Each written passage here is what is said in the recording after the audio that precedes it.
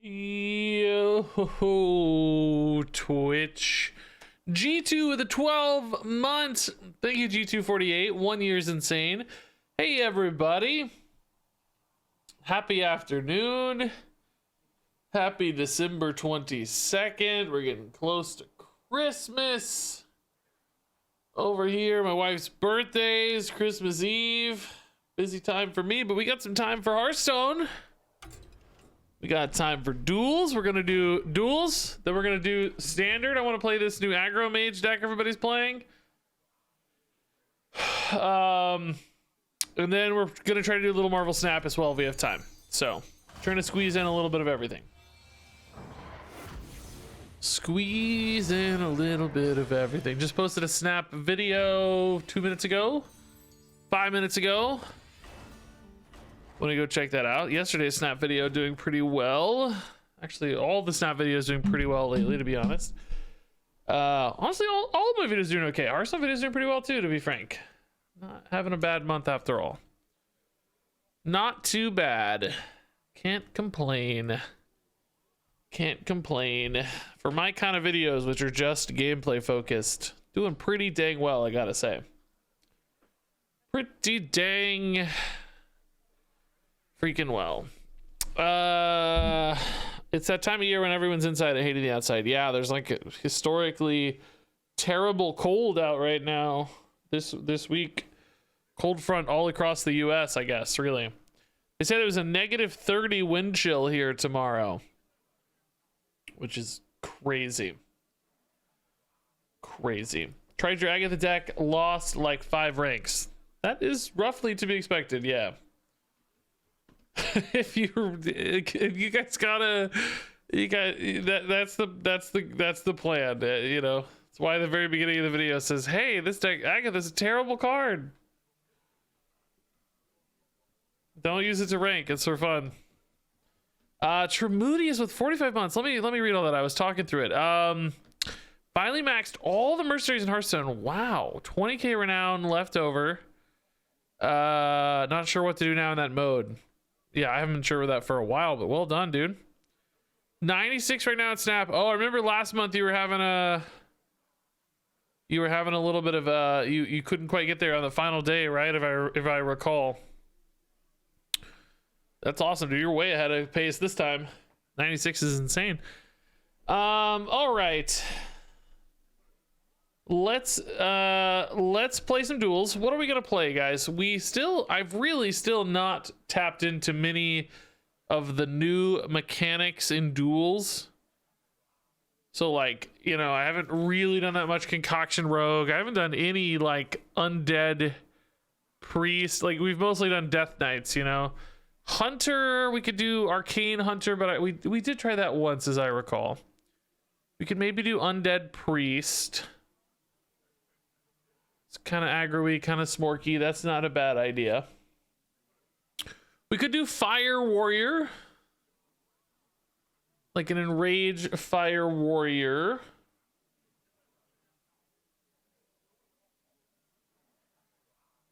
We could do that. Not totally in love with the fire warrior stuff, but if we got a good enough density of fire spells, that could actually be pretty fun. I haven't really played Fire Warrior. I haven't really played a lot of Fire Warrior in standards. This would be kind of a decent opportunity to play some Fire Warrior. Can we get enough good fire cards? I hate that I have to do this before I see fire cards. Let's look at it. Wild Spell School Fire. It's really Ironforge Portal, Molten Breath. That's it for Warrior outside of the current standard format rotation. There's 2 other fire spells. And boy, they're not very good. I mean, Ironforge Portal is okay, I guess. We could do an Enraged Warrior though. Spiked Arms. Yeah, that's been very good historically. That's fine for Fire Warrior probably. It's gonna have Enraged stuff, so. All right. let's try Fire Warrior, man. So I think we're definitely going to want to focus in on specifically Lich King and Sunken City, because those have the highest density of... I did not know I had this card, by the way. No idea I had that in Signature. Unreal. Just zero idea that existed. I think this is the highest density of fire we're going to be able to get with these two expansions. We can certainly run a third set as well that better enables... I mean, do we actually want Fires of Zinashari? It's sort of okay in a weird way, but I don't know. Not sure about that. Yeah, we could do Baron's set. Yeah, Baron's is very good probably for... I like that idea for Enraged stuff. Envoy's decent. Orkara's decent. I mean... this isn't exactly the home run like Frenzy set, is it? I actually think Nathria might be better. I don't know about Barons now that I'm looking. Nathria has the better like imbued axe and stuff. That might be better. Not actually sure we want Sunken City now that I'm thinking about it. Like, it's really just Forged in Flame. Maybe we could do Barons and Nathria for the Enrage as much as the Fire. Because these are all really good, right? These are all really good. Yeah, we want Imbued Axe. Yeah, I think this has to be better. Nathria is really, really good. Hey, Berserk, man, thanks for the 29 months. Congrats, Katie Pays on the 11-win run. That's insane. I mean, we could add Barons in here as well. Currently, we have only Nathria, Lich King, and then we could use a third, which could be Barons.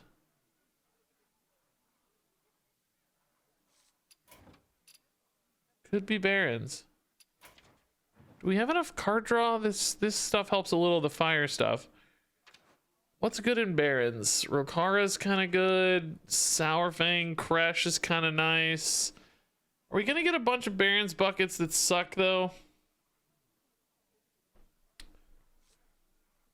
Reads, I've not played Duels much. Does it matter how many different sets use in a deck? It does, yeah, because you're gonna get offered cards from sets that you have. So if you, for instance, if you add a, you know, an Alterac Valley card to your deck, even if that specific card's a good fit, like, you know, if I want Rokara really badly, right, I'm going to get offered Alterac Valley buckets, which means I'm going to get offered like Shield Shatters and Iceblood Garrisons and Frozen Bucklers and stuff that do not synergize with my deck. So I'm trying to limit the number of expansions I have down to a pool where the cards I get are generally going to be nice and synergistic for me. I want to make sure I get things that are high synergy. Do we have good card draw? I mean, we can rely on the buckets a little bit. Also, do we ever want to play for whatchamaidiot? Unlocked potential, right? Do we ever want to add some unlocked potential cards? Has it always been like that? No, it just got changed. It used to be the game would determine like synergistic bucket fits instead of expansion bucket fits. Miguel, thanks for the raid. What do you guys think here? Is Barons worth it? We could just go core. There's some decent core stuff. There's Armor Smith. Cruel Taskmaster's good. Kind of like the idea of core. We could get Grom in with core and Armor Smith. I like having the armor gain sometimes. I didn't add Barons, right? I stayed away from Barons, so this would be the third set.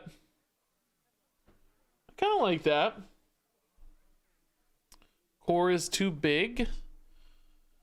Do we get offered too many neutral core cards? Because if we got offered neutral warrior cards, I don't think I'd be too upset. Most of these are decent fits for us. You know, even a brawl and stuff's okay. But if we get offered a lot of neutral cards, that might be bad.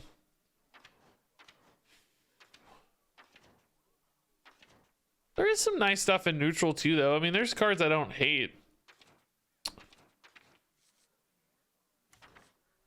Like Barons, you know, it had some good stuff.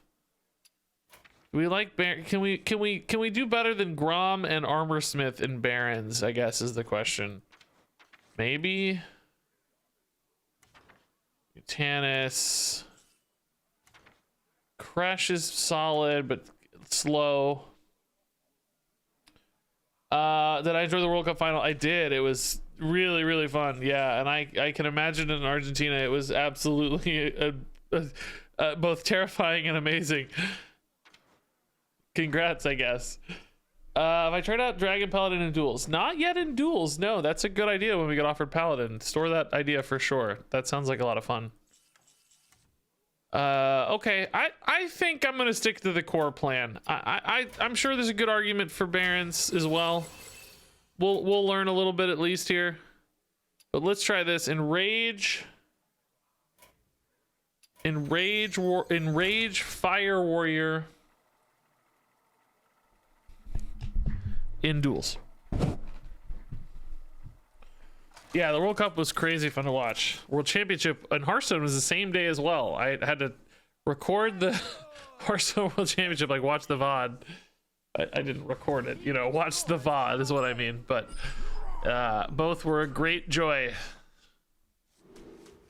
I didn't really care who won the World Cup, so it was kind of free to just enjoy the ups and downs. Sanguine Wretch honestly just goes so hard early that it might be worth it.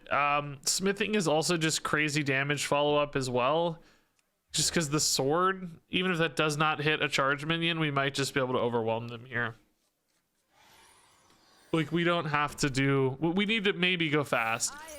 Oh, yeah, we either have to go fast or go slow. One of the two. One of the two. We gotta decide. Can we beat Amara or not? Because if we don't, we're not grinding it out.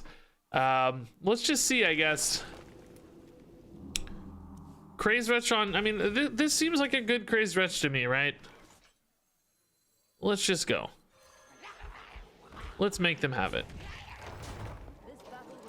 Let's just make them have it. They might, you know. Priest has removal. Certainly a penance or something would cause me some ire.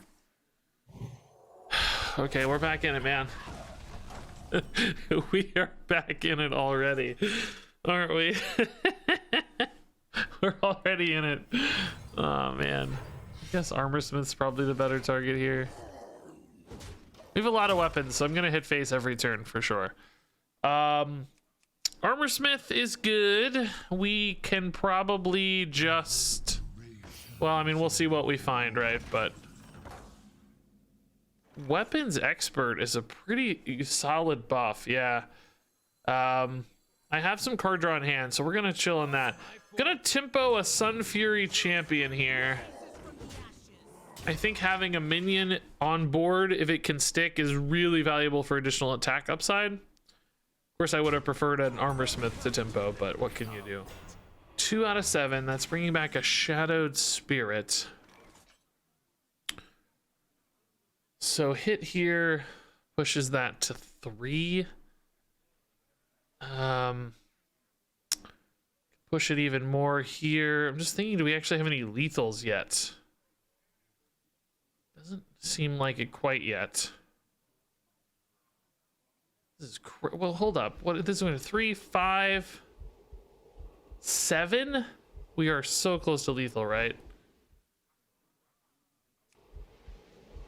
Is that worth it is the question. I can use Astalor maybe to go over the top next turn.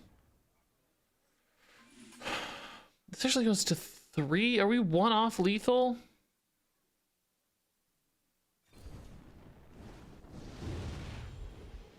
I forgot that's taking additional damage, but there's no way to use that, right? I have to use my face. Oh my god. All right. I don't think I missed any damage, right? It's just a weird break point because of the 5 into the 4/3. But now Astalor might present some lethal outs. Although, I don't know, we might expect them to heal. But if they play like a light shower elemental, we can just go over the top. Yeah, perfect. Cool. All right. Very nice. Cool. That was a good win. Light shower would have been a pain if we didn't save over the top damage, but see, I actually, I'm actually pretty proud of how I lined up that game, right?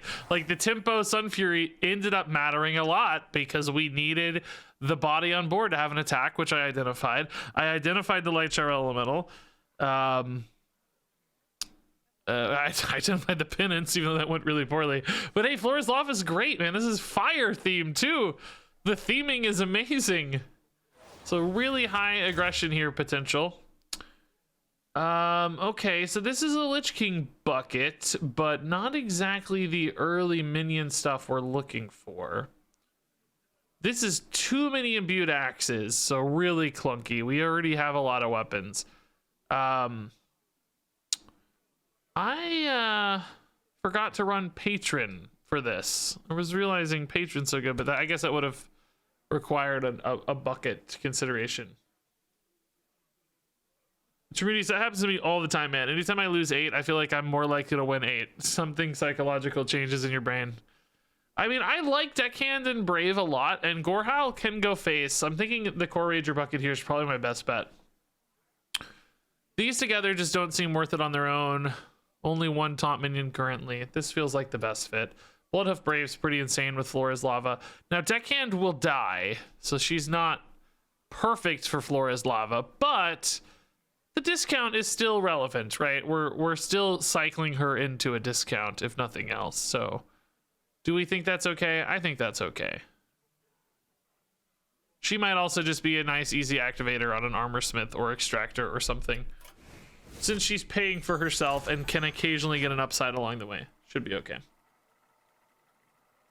Miguel, whatever social media that I can follow that I have, man, I don't know. I have Twitter and Twitch, and that's about it. Instagram? Oh, Instagram. I can do Instagram. Yeah, secret test. That's a good idea. Yeah. I like that. So, yeah, Spiked Arms is probably not actually the best fit right now when we have Flora's Lava. I think we can do better. Want more good early minions. Armor Smith's fine. It's going to be a good high pressure thing when it gets played. Sanguine Armor Smith's nuts.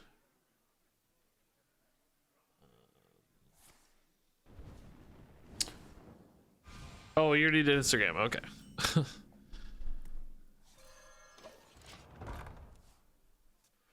Grom is big. Whew. Grom Lava is nuts. What do we think this is going to be? I haven't really seen anybody playing this hero power. Robe and Lichborn Might. Kind of scary. Oh, Reborn. This is wild, dude. What is this? Reborn Death Knight with Lichborn Might. I'm intimidated. This can just trade off with this hero power, man. That's good. Pretty dang cool, really. Jealous, man. Yeah, I think we'll ping this off, honestly. This contest is a little too good. All right, Astalor hero power or just maybe Spiked Arms next turn looks pretty good. We're gonna have so much damage all at once. Like Gorehowl and a Grom is just ridiculous damage output. I might only need to connect once or twice for this to matter. Now that said, we could maybe see a Kartut in this deck if they're running Temple Berserkers. That wouldn't surprise me at all.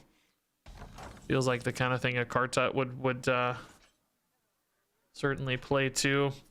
Yeah, I think hero power Astalor here is actually really nice. Exactly the sort of thing we're looking for. Just win some tempo, get some chip damage. Pretty perfect. Bloodsail in hand. Throw her away, I guess. Nice hair, man. Thanks, dude. Got Tied it up fairly recently. The wife did a little pass on the haircut. Those are a little more annoying, aren't they? I can get through with a 5-1 here, but it's gonna take a large chunk of my turn, which I don't love. Gonna lose my 4-1. Probably need to do it though.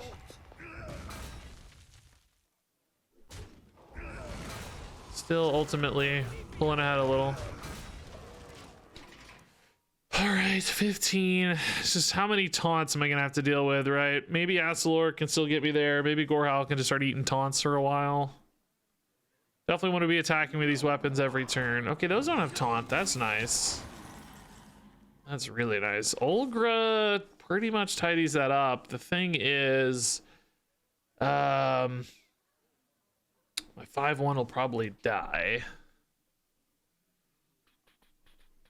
She's 4-8. She's taking 8 damage. It would be really amazing if she hit face. You know? See for yourself. That would be really amazing. Theoretically, though, we're just setting up for the Gorhal victory, so maybe it doesn't even matter that much. Like, as long as they're busy here and don't think they need a taunt. Oh, face attack. Nice. Good bonus. Good bonus. Does this live? No. Well, now just this weapon sets up lethal. Okay, so if we don't have it, we can ask the Lord to buy some time, or maybe Gorhal through a taunt or something. Pretty cool. Finally. That is a taunt. That's 2 taunts, in fact. Okay, so without a charge minion, no lethal here. But yeah, we can just ask the Lord. Just bide some time. Maybe Embers is good too. Let's get some decent stuff. Do we want these damaged or not? We don't really need them to be. In fact, I probably didn't need Asalor to be either. I think that might have been a mistake. They don't really need to be damaged. They're big enough. We have the damage, right? We're really just thinking about survivability and board favoring here. So let's keep them at 4. I guess technically that 3-3 gets a value trade now, which could technically be a little awkward for me if I wanted to play a Gorhal to hit face. We'll see. Asalor might also just be good though, even at 8. We may not need much more than 8, depending on how they trade this off. 8 could just be lethal. 8 could be lethal. Doesn't Gorhal mean lethal? Not last turn, no. I would have had to spend all the mana and attack a taunt. Times 2. I could already clear the taunt anyway. I don't know, maybe you mean this turn, but yeah, we'll see. Lots of things. Grom too. Astalor maybe. Depending on the shape of the board, it all just depends. I love that we got Flora's Lava, by the way, in our fire deck. That's a really fun flavor. That's really, really cool. Thank you, game, for Flora's Lava. Opponent doesn't seem to have a grand old play yet. I think a Kartat would be the... Oh, wow. This taunt is, again, a bit of a pain.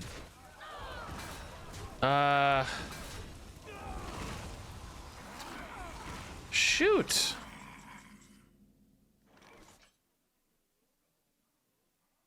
Has Reborn, Thorbalor, Hang. I have 2 mana remaining, nothing that can go face though. I think we just do this and try to snipe maybe. 3?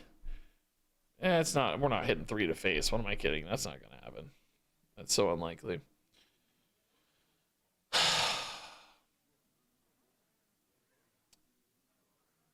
Man.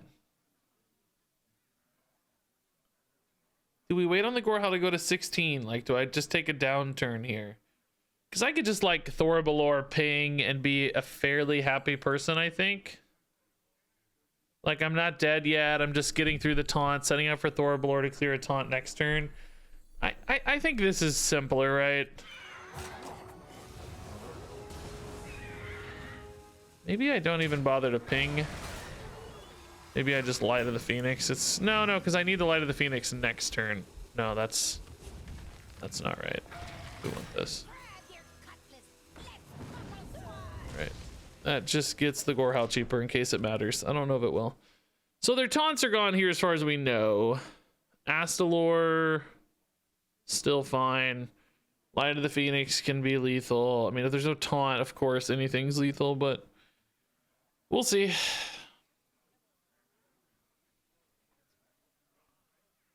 Would love like a Sudden Fury champion. Okay, that's not a taunt. That is not a taunt. We're all good. Okay, cool. Yippee! Yippee!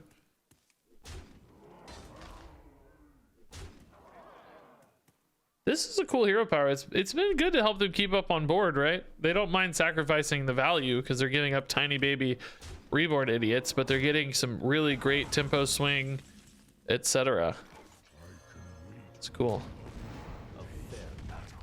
A fair battle indeed, Buddy Hoss. Hey, Savvy Runs, man. Thank you for the Prime sub. Hey, Nathan X says Regis. So I'll say Nathan. What's up, man? Oh, Worshipper goes face, but I'm thinking about card draw a little bit here, guys. We, I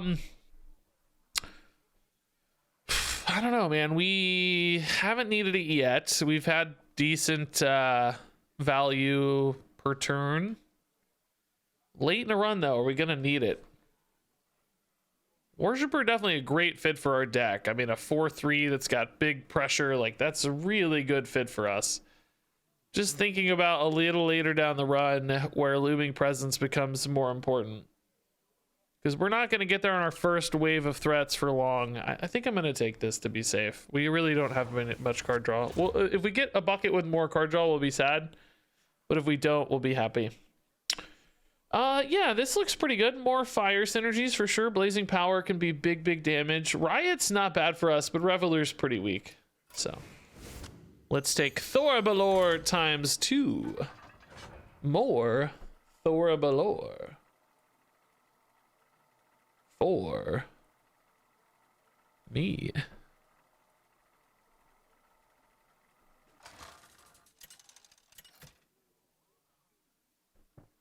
Hey, Vestman, thanks for the 9 months.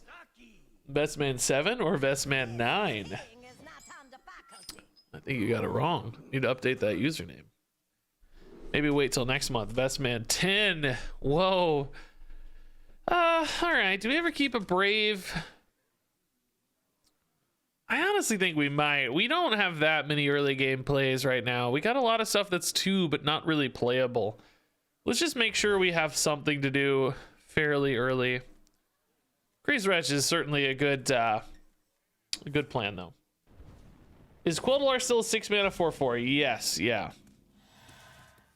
I honestly think it's only good in decks that have a ton of mana cheat. Like, you know, if you have to wait till turn 6 to play it and spend 6 mana on it, sometimes that's too late. Like, it's still good when you play it if you're alive and you're playing it and stuff, you know, it's still great, don't get me wrong, but it's that getting to that stage that can be the problem.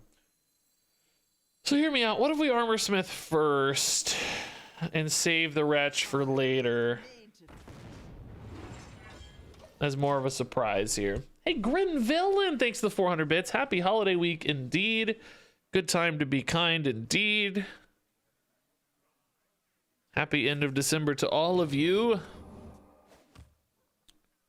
I'm not sure what we're doing in my family for Christmas stuff. We are very cognizant of the weather right now, the terrifying and dangerously cold weathers. All right. This is an awkward math. Because we want to attack. This goes to 5, which doesn't clear, which means I'm attacking into a giant dude. Could arguably just ping instead, but I hate not getting this rolling. Oh, this math is so weird because if I ping here to go to 5, it's gonna die even at 2. So do I attack first and then... Well, that's pushing the dude, this one Bloodhoof Brave is completely screwing me, dude. how, how do I do it? Take the pain and ping it last? I ping it last, this is still dying. Like, I just don't think I can keep this alive. It's really frustrating. You know?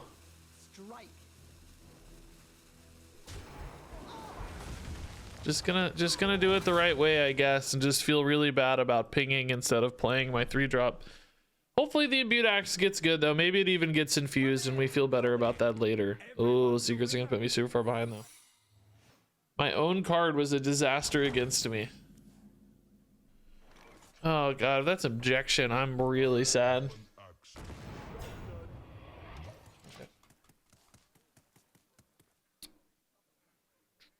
Wretch would clear, but then I wouldn't have a Wretch, right? Like, I know that's it's a simple thing to say, but it's right. You know, I'm hoping that this has great game ending potential later. Excuse me, you are on. All right, Brit's Blaze Bucket is going to murder me. I am effectively screwed. How do you get so many minions off this, man? I need Olgra yesterday. Thoraballor technically... No, there's a taunt. Are you kidding me? Oh my god, there's a taunt. I didn't even realize there was a taunt. Well, yeah, this is gonna get... We're screwed. He's gonna get murdered, but what choice do I have? Do I ever buff one of these, or do I just ping off like a 2-1? Probably ping off a 2-1 instead, right? 2-2 in stats. I mean, it's gonna go to 3 health, which... I mean, that is kind of nice, but it still just dies to 2 of these. I could ping one off anyway. No, I think I'm better just killing the minion straight up, honestly. It's really debatable, but just given oh god, that's gonna freeze my face. Given that they can clear a minion with a removal spell pretty easily, I think it's better to just clear it straight up. That said, we are really dead here. I can't beat the Brits. We're just too far behind. Hey, the guy abides thanks to the 27 months.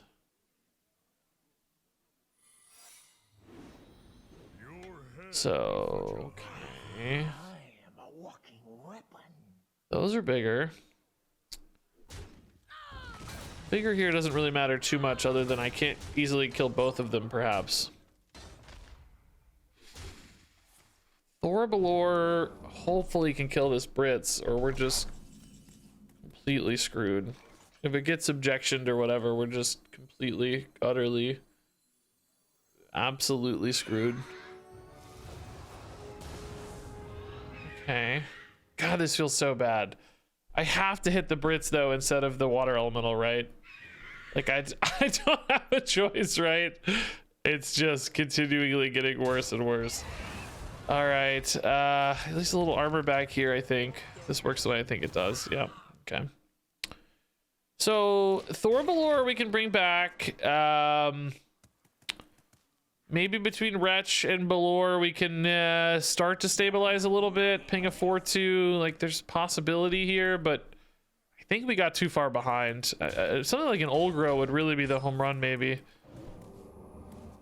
Just ping a unit and Olgra, perhaps. Although that would still hurt me, too. All right. Wretch, ping the light, maybe commit a lot of mana though if that's if that's an objection. Ping here. Thoraballor is going to be at 4, but I could ping it to 6. And I don't think I'm going to commit the Wretch. What I really need is a Sun Fury champion that connects. That would be so sick. It would have to connect though, again, you know. objections and counter spells and a million other problems here. Oh, interesting. Okay, the problem with Olga is she's only getting a 1 buff. I could ping the 4/2 just to kill it. Olga would then be more likely to kill more things since this is such an awkward shape. If we like ping one of these, you know, she gets +1, but we're giving them +2, so it's not a net advantage. The real challenge though is once again objection. Can I risk objection here, or do I need to play for the more reliable Phoenix Egg? Because I can always get a fire card if nothing else, but I'm just dying really soon. I think I need to go for this, guys. I think I need to be safer here. I'd rather this get counterspelled, I suppose. I think this is a little bit safer for now. Still bad, still in a weird spot, but I think that's the right way to get out of this a little faster. All right. Olga again, not gonna be great. Looks like I might just be dead. They're very confidently hitting face there. Maybe that's just always going face though. Olga ping again doesn't really net us anything. What are we gonna do here? 9 health is not enough. Olga never kills this. Might kill everything else. A secret again. Oh, that's too much. Okay. Sun Fury champion, but just way too late. Way too late. Yeah, I mean, we can use this to test the objection, but Olga here seems very screwed. I don't think Olga ever kills enough, right? Because she can't kill 9 power. Which means we lose. This and this always live. She knows where to go, though. I love the phase attacks. That's fun.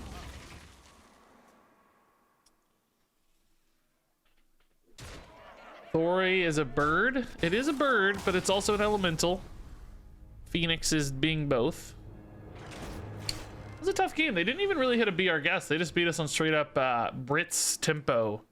We just got too far behind on Brits. We needed a Sun Fury champion sooner to recover. Oh my, I think it's Goggles in this deck, right? Just to create some crazy tempo. We don't have a lot of great reload. We did pick up that Looming Presence, which that's going to be great for Emerald Goggles. Runic Helm is a ton of value, but that's not really what this deck wants to be. We want to be a tempo deck. We want pressure. And Goggles helps us achieve that. And we have a pretty good mana cost too. A lot of stuff at like 3 and 4, which is usually really good for Goggles. So yeah, this should be okay.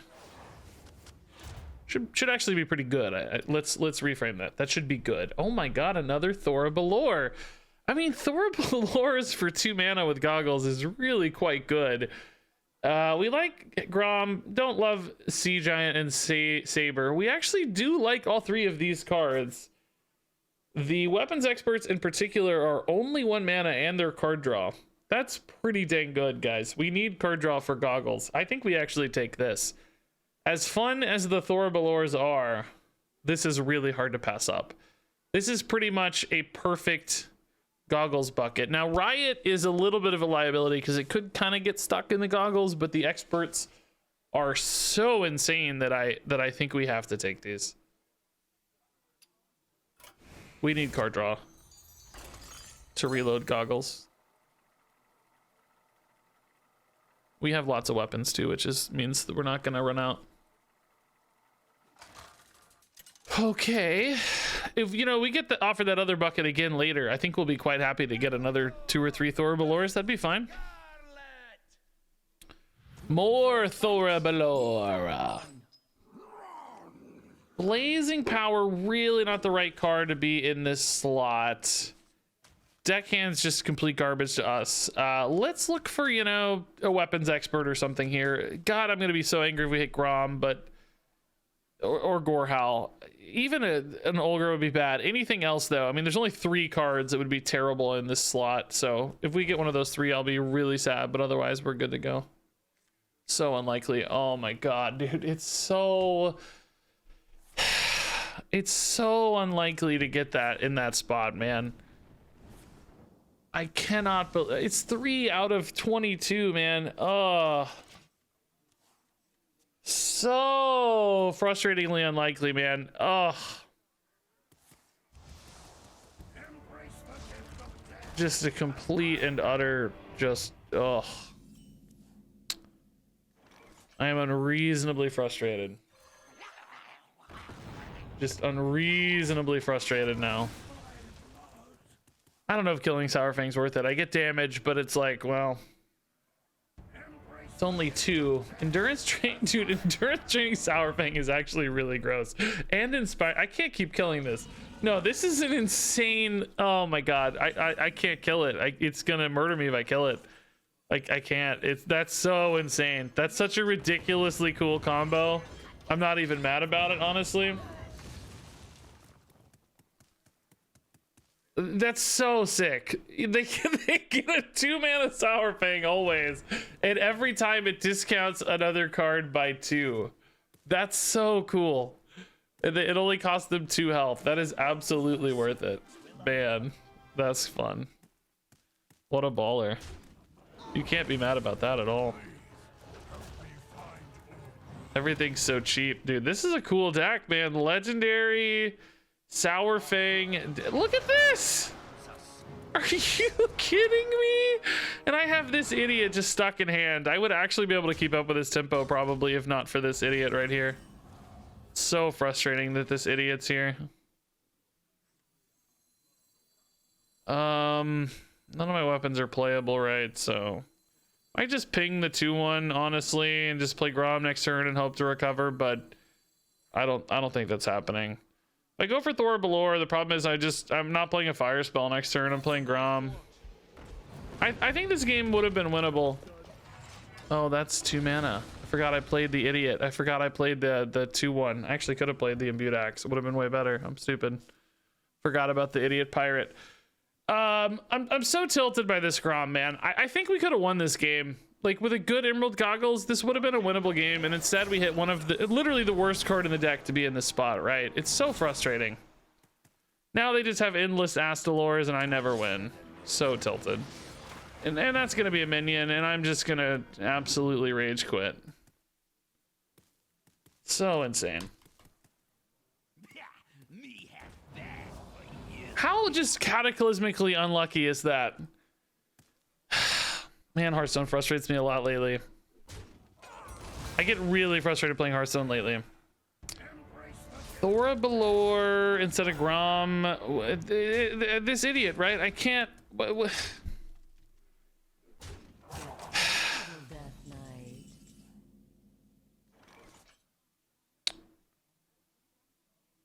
Maybe I go Thora Balor Embers, but I'm just so dead. The value they've gotten is outrageously high.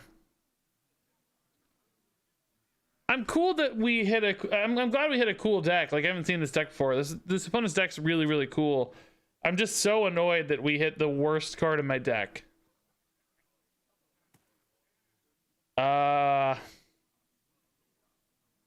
Oh yeah, it's Brand. I literally can't do anything. Oh my god. This is so tilting. I guess we just throw away the Grom then for next turn, but we literally can't do anything. I can play an Imbued Axe and a spell, but just to get the Embers down, but that doesn't open up next turn, but I'm just dead. I have no desire to play this game. Just no desire. Half my deck is junk from bad buckets? Oh, I don't agree with that at all. I think the deck's actually really nice. What on earth are you counting as junk in the deck? Maybe you're talking to somebody else in chat. I don't think that's true at all. I like our deck a lot, actually. We just hit the one terrible card in existence in the deck after I called it out. It's so frustrating. was a 1 out of 23, you know. Even a Gorehowler and Olgra would have been a pretty decent chance, but instead we just get utter garbage. This does nothing. It just gets countered, but it's all I got. So, like, hey, look, I finally get to play the game. How fun! It's too late now, but it's fun at least.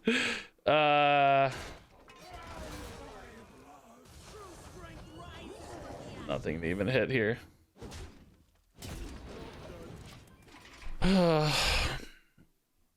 Like, you know, imagine this sort of swing turn 3 turns ago, we'd be in a really good spot. I'm just so tilted by that.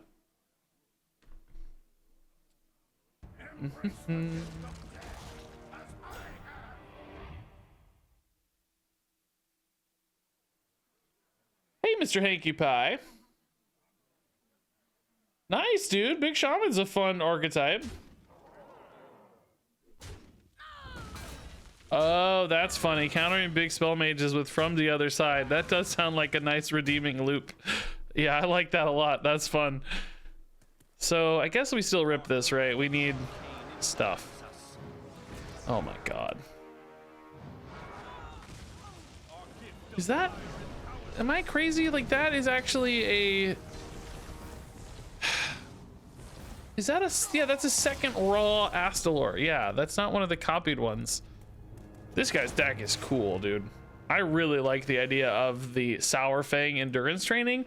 I don't know what you do if you don't hit Sour Fang early, like you don't get your loop going early enough maybe, but everything else there was wicked cool. Reflections is definitely the kind of card I want to steal games with. You know, it's not maybe the best for our deck necessarily. Some charge minions are kind of a neat idea, but you know, hard to actually get a lot of damage out of. But it's just such a good card in general. Just armor smiths or whatever, go crazy with it, you know. I don't think we want to use it on Balor because that could backfire, but there's still a lot of good options. Okay, we like Olgra, but these are a little awkward. I think this is totally fine. More good fire spells is great. If we low roll again, man, I'm gonna be just completely so frustrated. I feel like that loss is the loss we didn't need to take, because I think this deck could go for like 7 or 8, but we can't have losses like that, you know? Now we don't have a freebie. We don't have a freebie loss. We're like stuck. So this is where you are. Hey, Lazy Titan, thanks to the 50 bits, man. That's really nice. Light of the Phoenix on 1 is not too bad. Yeah, we can live with that. Drawing for 2.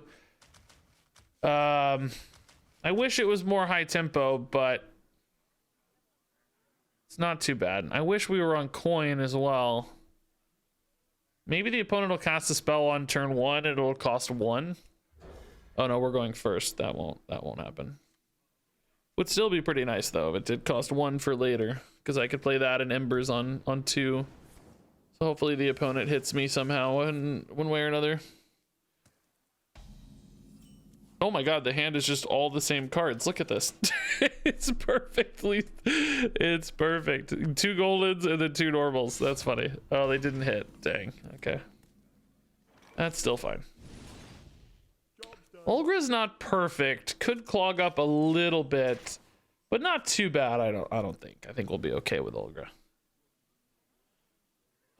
Okay, so Armorsmith could be really important in this game to gain some life back, because the opponent can do a ton of damage, but also doing damage to them is going to be valuable because it makes their Staff of Pain a liability sometimes. So if we can get some big burst damage, even if it's not lethal, just putting them on low totals can be really important. Riot's, I think, pretty bad.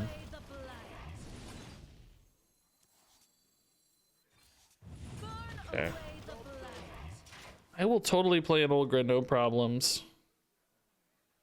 Sun Fury could be really cool with Armorsmith, though. Sun Fury, I don't have any cheap fire spells because I literally just played them all. Oh, I forgot about this weapon murdering me. Oh my god, this weapon's so good. I just totally forgot. I don't think we had a choice. We got to open up the hand, but just so annoying. Good counters across the board. Interestingly, Ulgr does the damage first and then hits. We got to remember that for later. I think we knew that from last time, but just to be sure. This is really nice. Riot, probably not relevant though. I don't know if this is playable. Oh, it might be relevant. I take it back. Actually gonna be probably pretty good. Anima Extractor, I haven't even seen this yet in my whole game. Not one time.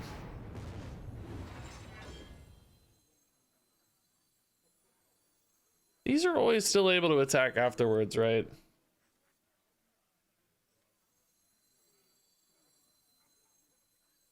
I'm just thinking, do I buff the Armor Smith here so that everything always clears? On the Riot?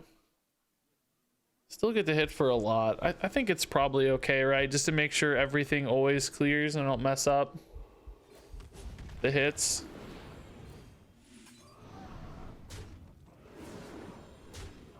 Okay, that's decent order, yeah. We would have had it anyway, it turns out, but still good to be safe, maybe. All right, so Weapons Expert draws. I can rip through the left side of the hand here pretty easily. That's nice. I guess we can... No, we can't quite get to a Gorehowl.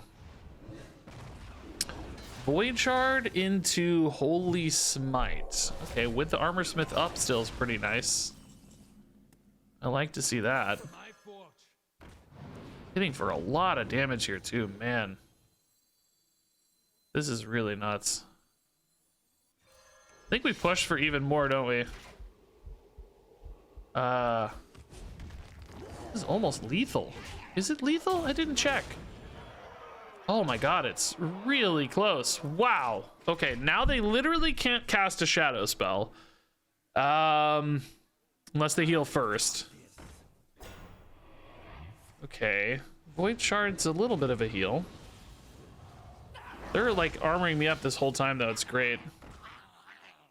Wretch is undamaged, so this is of course a Giga Lethal.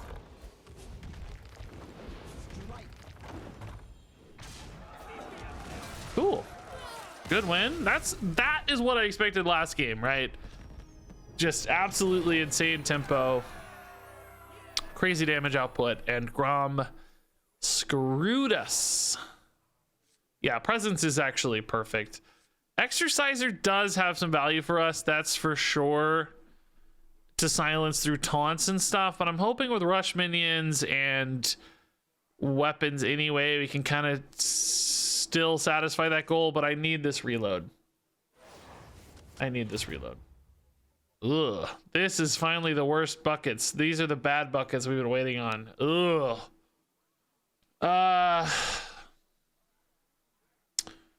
Conqueror's Banner, I mean, for 1 mana is really not bad. Pirate for 1 mana is really not bad. Burden of Pride for 1 mana is really, or 2 mana is really not bad. This is okay, honestly. Weapons Expert, I don't need too many of those, and I don't really want another Riot. Rather get more minions. Yeah, I think this is actually okay. Burden of Pride might be cool.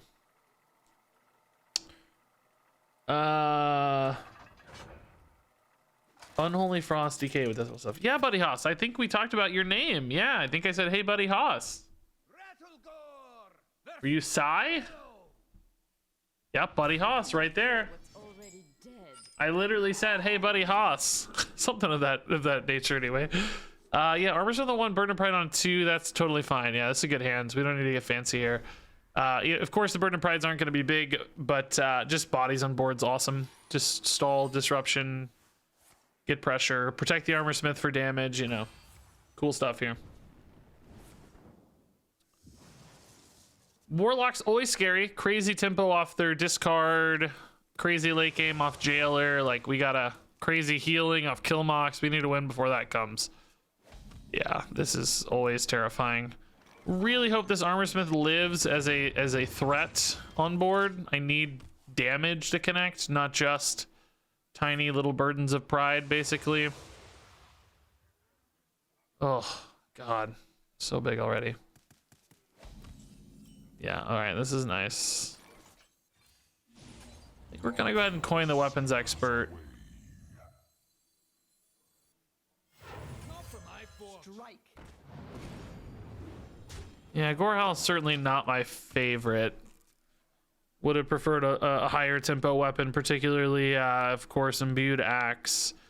Hoping the opponent doesn't have a good AoE here. I'm really hoping we connect for like 8+ damage. Be so nice.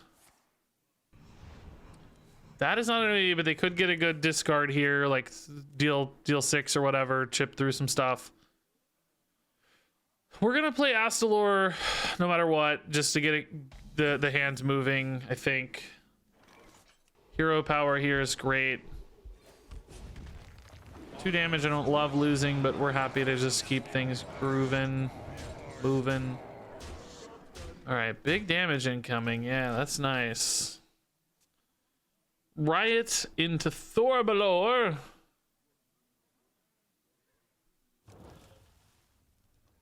Gorehowl, I mean, if we get a couple more attacks through, Gorehowl actually on 5 is potentially going to be like our lethal push. That could maybe be rather nice. Oh my god. Okay. How much damage do I have? 9, 12, and 5 is 17. And hero power is 19. Dang. Like, dang.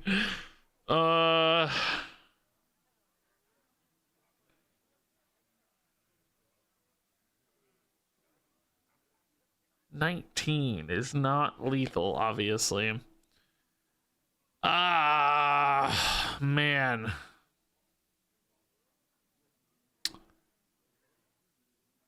I don't know what on earth to do to win. We're just going to give them 1,000,000 armor here, which basically steals my ability to win the game, but it's all we got, so we don't really have a choice. Imbued Axe would almost be lethal, or probably would be if I could use it, but too much expense here. I dare not even want to guess what their armor total is going to be after this, because the first attack heals 7, the second attack heals 6 or whatever. It's 1 billion armor, right? It's it's 1 billion. I don't know. I mean, if they don't have an AoE, it's, you know, maybe we still just get there, but I'm really scared.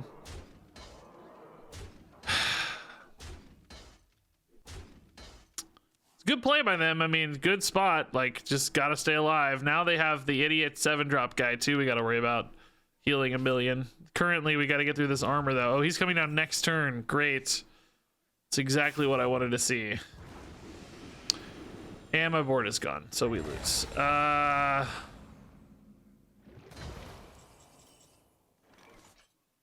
do I deal 56?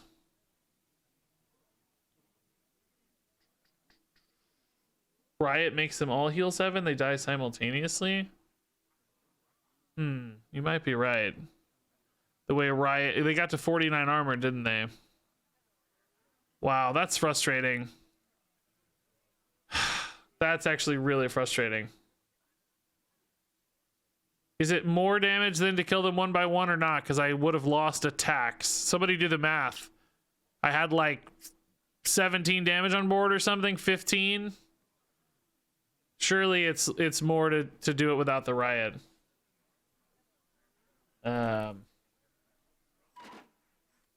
That's kind of crazy to think about. It's actually almost close, I bet, either way, but still better. I mean, I'm not getting there. I don't beat Killmox. I don't even know if I have a way to beat it, like to kill a Killmox. It's not big yet, but it will be. 28 armor if 1 by 1. So it's the difference between 49 and 28. So 21 difference. I lose 50. So it's actually 6 armor better to attack 1 at a time. But then my minions all die too. Or not all, but a lot of the minions would have died in that case. I think it's actually probably still better to riot. Of course, if you know an abyssal wave is coming, you might change that opinion, but I don't know. It's hard to say one's right or wrong there. Pretty dang close. I didn't know it worked that way though. That's annoying. I've made arguments before about cards like Riot activating effects simultaneously, and you guys have always told me they don't do that, and it did that time at least. It did that time. Yeah, I definitely want these abyssal waves to go away. How do I win this game long, though, is really still the question I don't have an answer to. Like, I don't know how to win this long.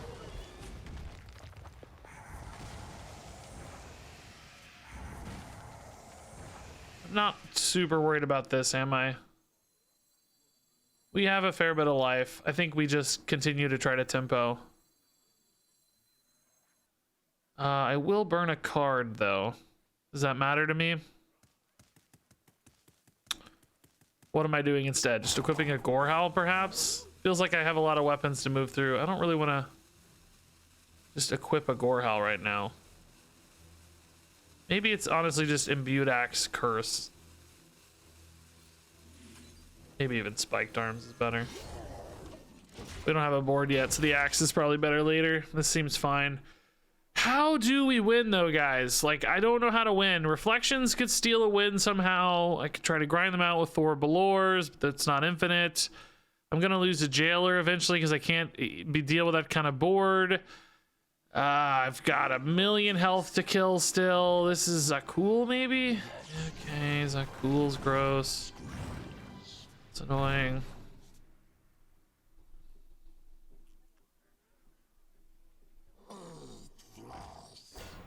Walking Dead, cool.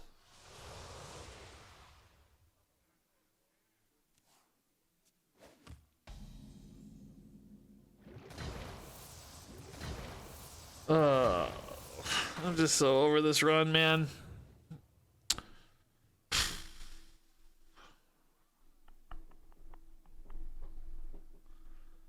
I feel like this deck has no depth in this matchup. How do we possibly win? What could we get off of reflections that's good enough to win, you know?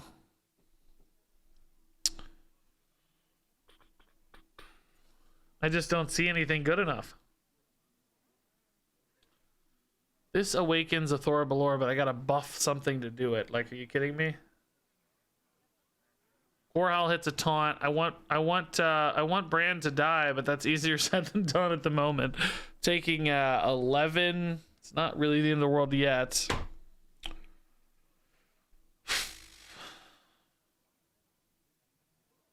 Feel like I can't leave Bran up and be alive, but again, that's easier said than done in this case. How do I not have a good fire spell, by the way?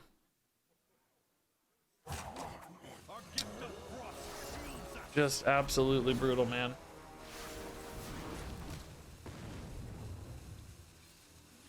Just sitting here like an idiot right now, leaving a Bran alive. My God.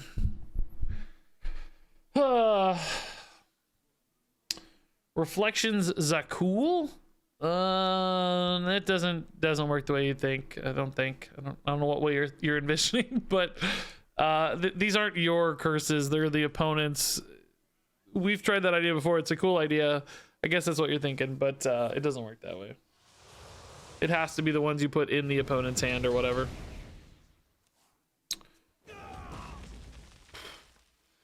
I need a fire spell that I can play to get this Thora Balor up, but I'm just burning cards. Yeah, okay.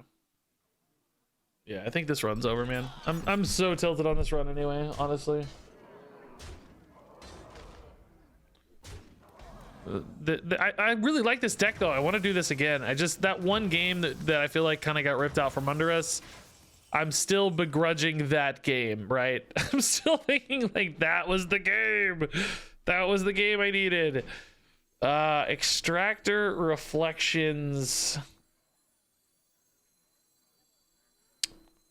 Is that somehow useful on a Grom, maybe? I'm just kind of dying though. Hey, Mrs. Kilbin, what's up? High five. It's cold outside. That's why you got me to keep you warm inside. Ow, ow, ow, ow. Oh yeah, my hair is, I'm tilted is why I'm tilted, so. Do these activate simultaneously or not? Yes, maybe. No, yeah, they are going off simultaneously. Okay, so this is a neat little win condition if it could hit Grom enough, but it's not really enough, is it? Still, we're just dying on board. Just dying on board. He doesn't get buffed, huh? Okay. Cool, I guess. So Grom hits for 24, 26, but I'm just dead. I'm just literally dead. 8 and 8 is 16. So we're just literally dead on board. It's so fun in theory, but not good enough. Super dead to any curses, of course, but extra dead with this too. What is this hitting for? 6? Yeah, oh, I'm mega dead. Just absolutely giga dead. So fun in theory, but not in reality. Okay, we're gonna do another run. Obviously, this one really tilted me a lot, though. I'm gonna be honest. That Emerald Goggles was just so frustrating. Oh my god, dude, dude. God dang it, dude.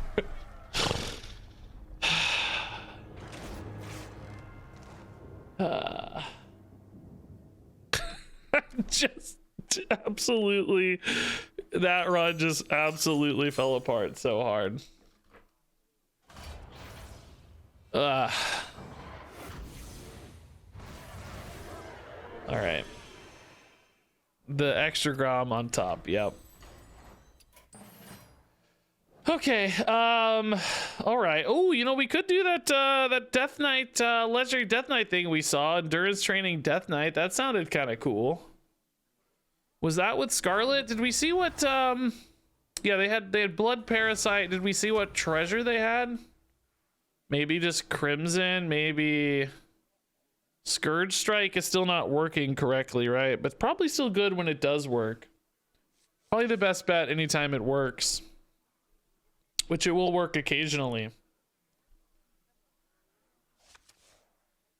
Crimson good with our hero power. It's a legendary, so if we go for a legendary deck, this would activate like Inspiring Presence and stuff. Which is kind of nice. Don't know how much healing we're gonna have though. We're running taunts and legendaries. Might want a little bit of healing if we're going on the Sour Fang plan. Let's just do Scourge Strike. I think it has more utility. Even when it's bugged, it should still work occasionally and be good. We'll see how frustrated I get by how bugged it is, but... So I want Taunt and Legendary cards. Can't have that. We gotta have Sour Fang. Got it. Give me that blood. That's a taunt. That's a taunt. Do we go single unholy? That is a taunt. If we're going for endurance training, isn't endurance training like ultra rare though? Huh. Why do I feel like endurance training is ultra rare now? Didn't they make it? I thought they made it ultra rare for some reason. I gotta think about that. Did they, guys?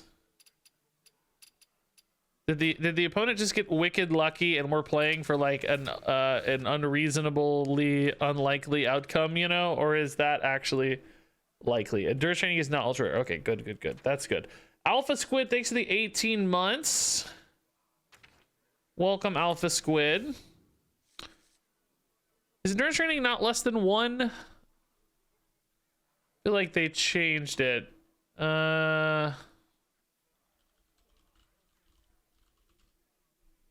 Or is it not less than 2? Not less than 2. So 3 cost taunts aren't actually good. We want 5 costs to be the taunt breakpoint, really. 5 is best for us if we want to go for taunts. But we also wanted legendary as well if we were going to do Inspiring Presence, right? I think we wanted legendaries. So we could do Mograine as well. Don't have to be unholy. Orthamar and Invincible don't really make sense. We got to pick a second or third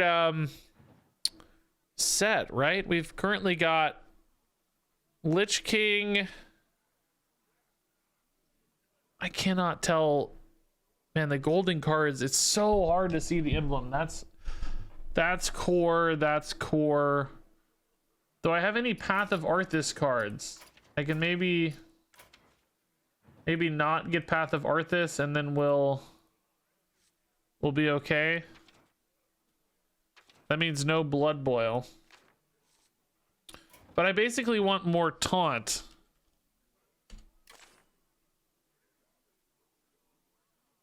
I need more taunts in a different set that's a good set for us to have. Does Nathri have good taunts? Not really, no. Sunken City have good taunts? Not really, no. Core, we could do some taunts in Core. Talen's actually pretty good. Yeah.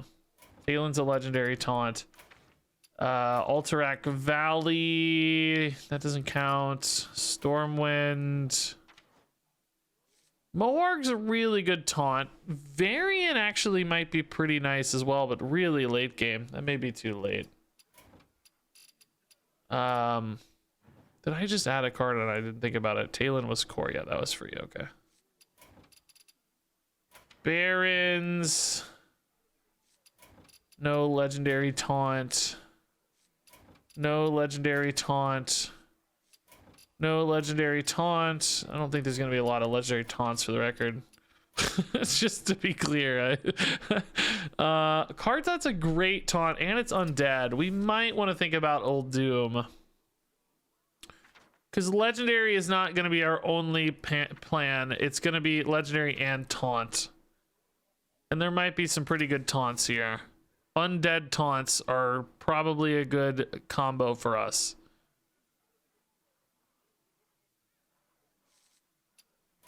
Yeah, no, I like Bone Wraith. I think you're right. I agree. So that would be the 3 sets. So now what we would need is to go back and get legendaries from one of those 3 sets as well, which we're only really going to have access to neutrals. So it was Core. It was March of the Lich King, which, yeah, I mean, we could do a Lorthamar, but that's so greedy. We could do, Bran, probably okay in general. Good, cheap. Bran and Zola actually are both good. I didn't mean to click Zola. I didn't think I did, but actually might be okay. Runthak has been decent. Alex Straza, maybe a little expensive. Lich King would add an additional unwanted expansion for us. What was the 3rd set? Old Doom. Old Doom. Do we have any good neutral Old Doom legendaries? Oh, Zephyrus. Yeah, we'll take a Zephyrus for a minute. Sure. Okay with that. So now what I don't have is reactionary cards like board clears, basically good Death Knight cards. They can't be a Path of Arthas though. They need to be triple blood. Oh, Vampiric Blood's fine. Yeah. Corpse Explosion seems... Oh, Soul Sealer's great. Yeah, that's perfect. Okay, so some good triple blood cards that don't mess up our expansion pool. That looks pretty nice. Hey, Bank of Joe, thanks for the 14 months. Thank you, Bank of Joe. Zeph seems bad. No, Zeph's a pretty good card. Zeph will fall off fairly quickly. We might only get 1 or 2 games out of Zeph, but that makes him amazing if we can. And then he still, if we get what we want, which is Inspiring Presence, will be a 2-mana legendary that makes another card 2 mana cheaper. So he will be effectively a 0 mana 3/2, assuming this goes well. But I don't know. We're gonna need to basically steal a game to get through endurance training. I think we're gonna need to luck into somebody who doesn't have a lot of pressure, like a control deck or something. Our hero power can definitely help us a little bit there, but it's still gonna be tough to get through the first few games. But Zeph is the kind of card that can help us do that, which is going to shore up that weakness. I'm going to take a pee break, guys. I'll be right back, and then we'll get this run rolling.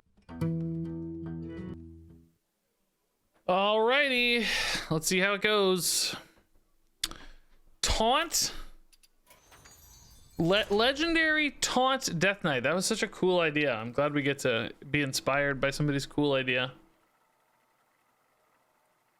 Very fun. I want to revisit that Fire Warrior. I just get so tilted by that game. I don't know. Hearthstone's been annoying me a little bit lately.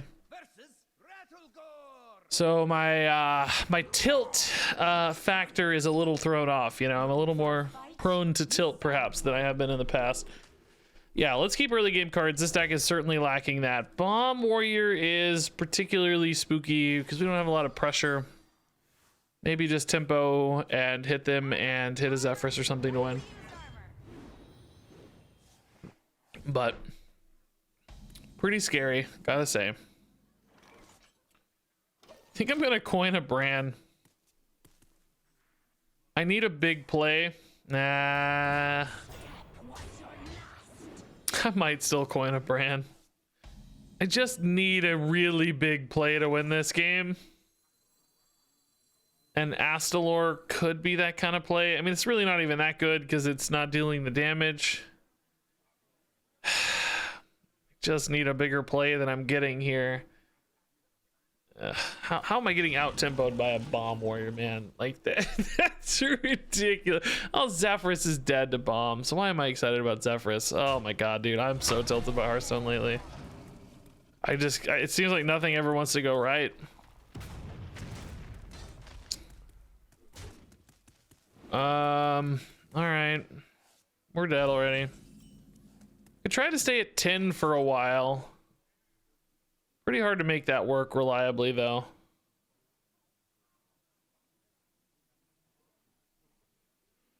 Alright. We're just throwing the Bran here to absorb some hits. He's just a 2-4, right? He's a 2-4 taunt. Hey, Dim Jin, dude. Thanks for the Prime sub. I mean, if they did run out of steam, I could stay at 10, but you have to believe there's gonna be a Galvangar and stuff that prevents that game plan. Not to mention, of course, at the moment I can't even stay at 10 while staying live on board. I'm barely hanging in here. But you know, theoretically, hero powers could equalize, and then we're potentially good to go. But yeah, I don't know. It's not a great game plan. Means I also have to keep coins. I'm sacrificing even more tempo. They are drawing like crazy. If I could dodge a Galvangar, like this could kill a Galvangar. I could dodge it long enough. Oh man, it's not impossible, right, guys? I need to dodge some bombs though, like now. I need to dodge bombs now. Oh no. No. So Astalor's playable. That's good because we can get a body back and stay. Actually, we might just Zola this. Kind of like the idea of Zolaing this to get more life gain and another body now and staying at 10. Okay, so that hits there. That goes to 3. I'll have enough corpses soon for Vampiric to draw and heal, which often would be worth it if I don't hit a bomb right. Technically backfire, I guess. This Rancor, yeah, there's Rancor, okay. I can just Astalor again on the 3-1 here and make a hero power, that's fine. Galvangar, pretty much lethal soon, but not technically yet. Next turn we can Astalor.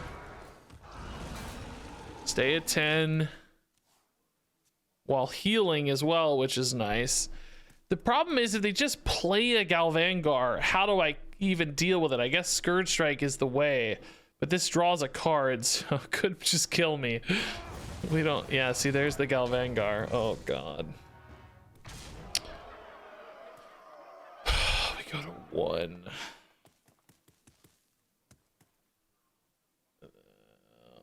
Man, if this hits a non-bomb, like, do we think that they have a weapon? Certainly seen some of them running that 3-attack weapon.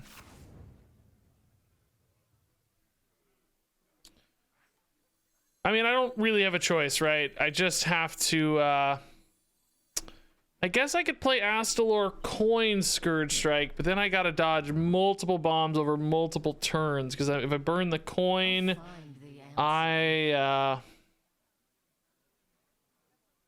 could maybe try to take the risk on the Vampiric Blood as well. Staying on 10 so we burn bombs, yeah. Boy, this is so risky, man. This does technically net me a 1 bomb advantage, I guess. So that seems kind of worth it. Just don't hit a bomb and I'll be really happy. Okay, no bomb hit. That's nice. Don't hit a bomb again and I'm just over the moon. Oh, we hit 1 bomb. Okay, so we're still ahead of where we were though. Still at 10. So hopefully no more burst damage here and I can get to these Astalors and ride this out, right? We'll see. Because if that's like the last big threat, we can actually just grind this out. But I need it to be the last big threat. Otherwise, we're going to run out of time. Doesn't matter if the deck's 80% bombs. It's actually good at some point, as long as they're out of threats. Oh my god, they're 1-off lethal. Holy crap. That mean I'm dead next turn with Astalor or not? 3, 8. They've got 7. No, I'm 1-off lethal again next turn with Astalor. Right? As far as we know. This hits for the same as the weapon, so 7 into 8. Okay. Yeah, Zeph doesn't work because the bombs are duplicates right now. Okay, do they have it, I guess, is the question, right? Oh, they got bashed. Dang it, dude. Like, so frustrating because I feel like we played this game to such a cool out. Am I the only person who feels like Hearthstone has stopped rewarding interesting ideas? I get so frustrated because I feel like Hearthstone does not reward creativity and like it feels like and by the way, this is not a slight against the opponent. It might sound like it. I promise it's not. There's nothing wrong with people playing stuff that's good and reliable, but more and more I feel like Hearthstone rewards the simple and obvious thing that was made and does not reward anything else. There's no gaps to reward interesting, new, fun stuff. Grin Villain, I didn't even see your 700 bits. My god, was I gone? Was I in the bathroom? Grin Villain, thank you for the 700 bits, man. That's really nice. You're not the only one.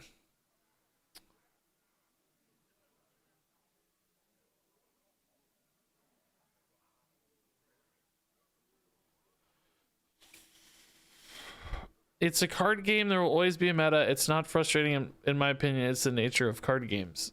Well, that's not exactly what we're saying though. It's more that the distance between the meta and the off meta continues to expand and get bigger and bigger. The gap is bigger and bigger. There's no room to compete because the design becomes so parasitic and so synergistic at the top end that anything that does not play to that incredibly synergistic parasitic design can't keep up. Like, cards as independent entities cease to exist and packages of designs persist, and that's all that we get now is like you just pick the card packages and there's very little room for nuance or you know, diverting from those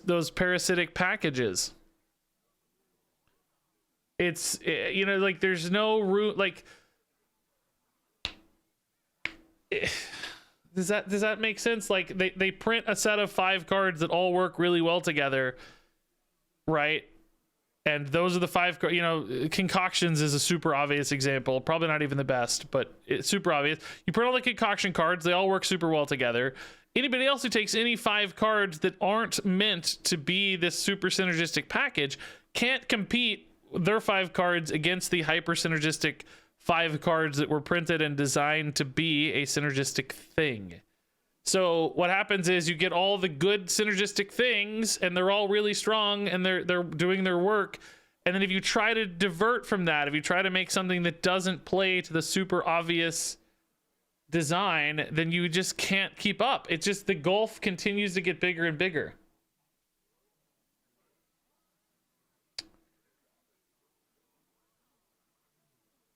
There's no room to... So ultimately what happens is your cards don't mean anything. Individual cards are useless.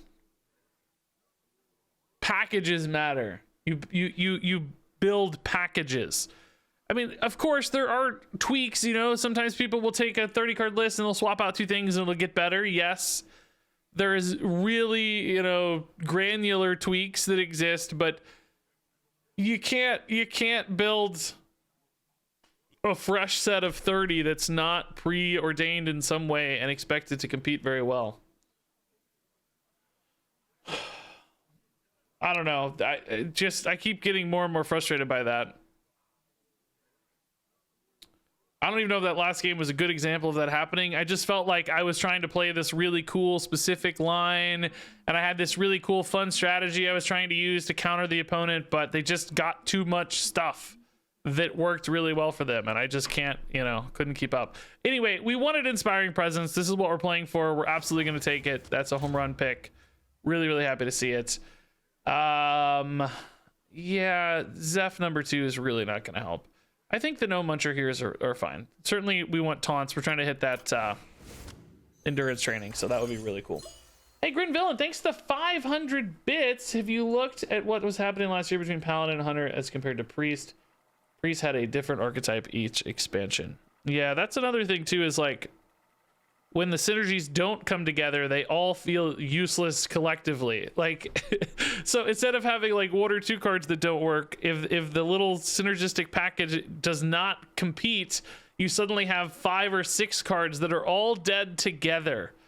So it kills off an entire subset of an expansion or whatever, as opposed to just, you know, a mishmash here and there. Looking for a fight? You found one.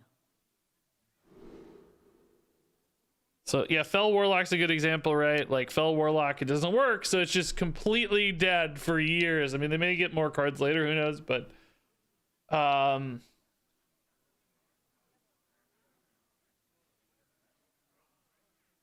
so, all right, with legendaries, do keep in mind Bran here is just really good. He's just a discount. We don't need Bran to be gross. I think we just keep the Bran here to get some tempo. Paladin like this can go pretty crazy. Nilaku's a viewer, by the way, so good luck, Nilaku. If anybody's going to beat us, I would want it to be one of you guys.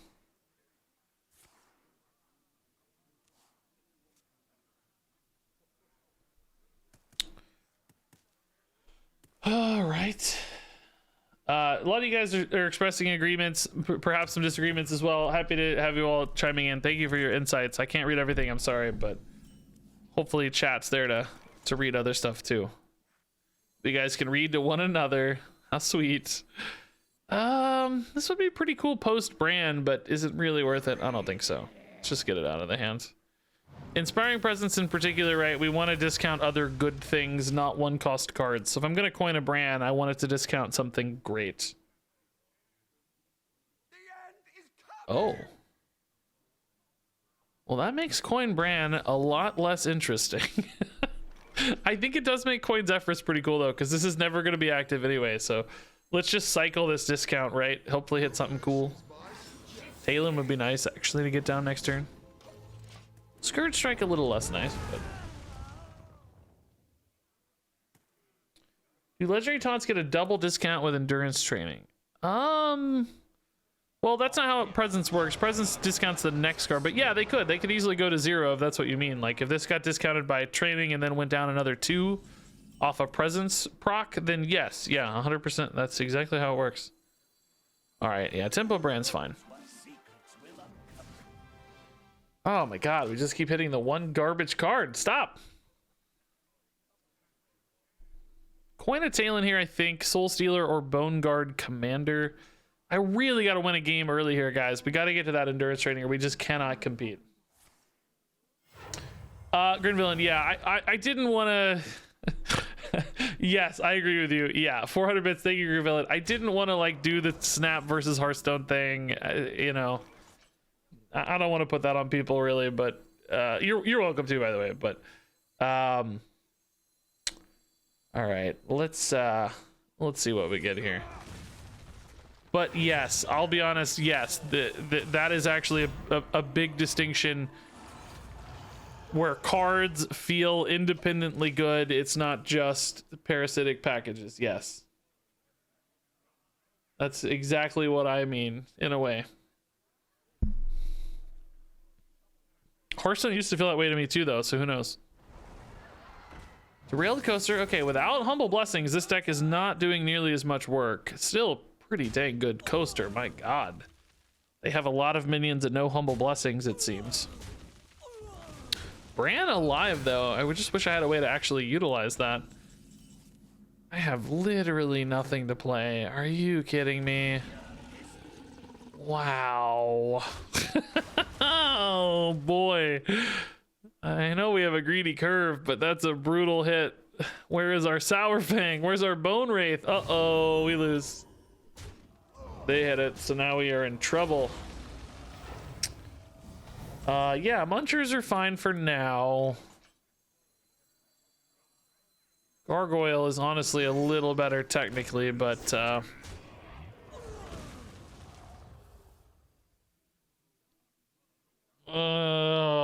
what do we do, guys? How do we win? Mograine won't win fast enough. This deck can pump out some big pressure boards. There you go. Speaking of which. Okay, I guess we lose, yeah. I don't know.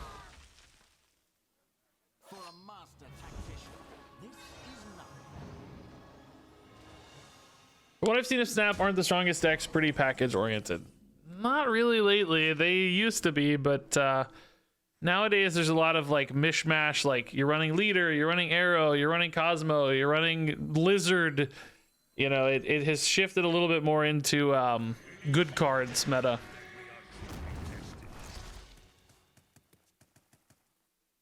Just good cards. Like there are certain linchpin decks, like, you know, Mr. Negative, for instance, is a card that enables your deck, but you're running a bunch of stuff that's not really related. They just want the stat lines to make sense for it. The one thing that's probably the closest to being a synergistic package is Destroy. There are still a lot of decks that rely on multiple Destroy cards together, but anyway, I don't like talking about Snap too much on Hearthstone streams, guys. People hear enough Snap stuff on Snap. Like, they get enough Snap videos, you know. I don't want to drown people in Snap all the time. I think I'm about to DC, which is just a great time.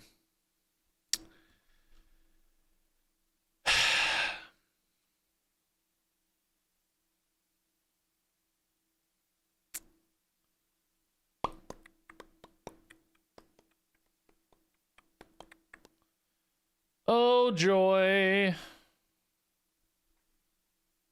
Oh, joy. Hey, chat. I think I'm back. If you guys... Well, maybe not. Maybe not. Oh, maybe we're back.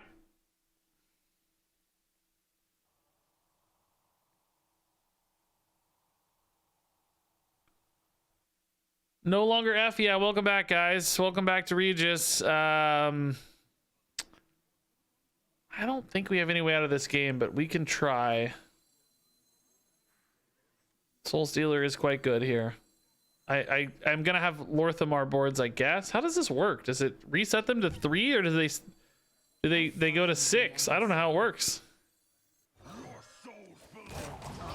I don't know that there's ever going to be a better Soul Stealer board, because that one just worked, you know. That's good they lost some healing, because we could still grind them down with Mograine. Not impossible to just stall this out long enough. Bone Guard Commander now is a full board. Sour Fang is like iffy, but whatever. Thankfully we didn't miss much on the DC. Oh yeah, I heard about Duelist too, man. It's cool that some people revive Duelist. It's like a fan revival, I heard. That's really cool. You'll find me wherever the action is. He got a brand that worked, but it's only a 3/3. That's so funny. Oh, that's amazing. I don't know if this has anything left. Maybe a Bone Wraith. That would be pretty good, actually, just to stall again while Mograine does work. I mean, I guess Bone Guard Commander is a little better. Oh, not into that guy, though. That guy's really annoying. Wow. I honestly don't know where these came from. I missed it. I think we GC'd when these were coming out. Munchers, like, we just can't play Bone Guard into these because they melt the 1/2s. This is like the perfect answer to the Bone Guard. Astalor's not really good enough yet. I mean, I like Muncher in theory. It's just, what on earth are we actually gonna... Well, this is good. We can use the Muncher to kill the Gaia at least, so that this effect is gone. That seems valuable. That'll set us up for the Bone Guard later. That's pretty nice. This will hit the 3/1 now always.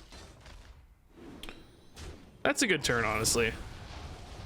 Still way behind here, still taking a ton of damage, but maybe with Bone Guard we can stabilize for a turn. Kind of need 6 turns for the Mograine to win. Oh, I'm just dying. Oh, never mind. Okay.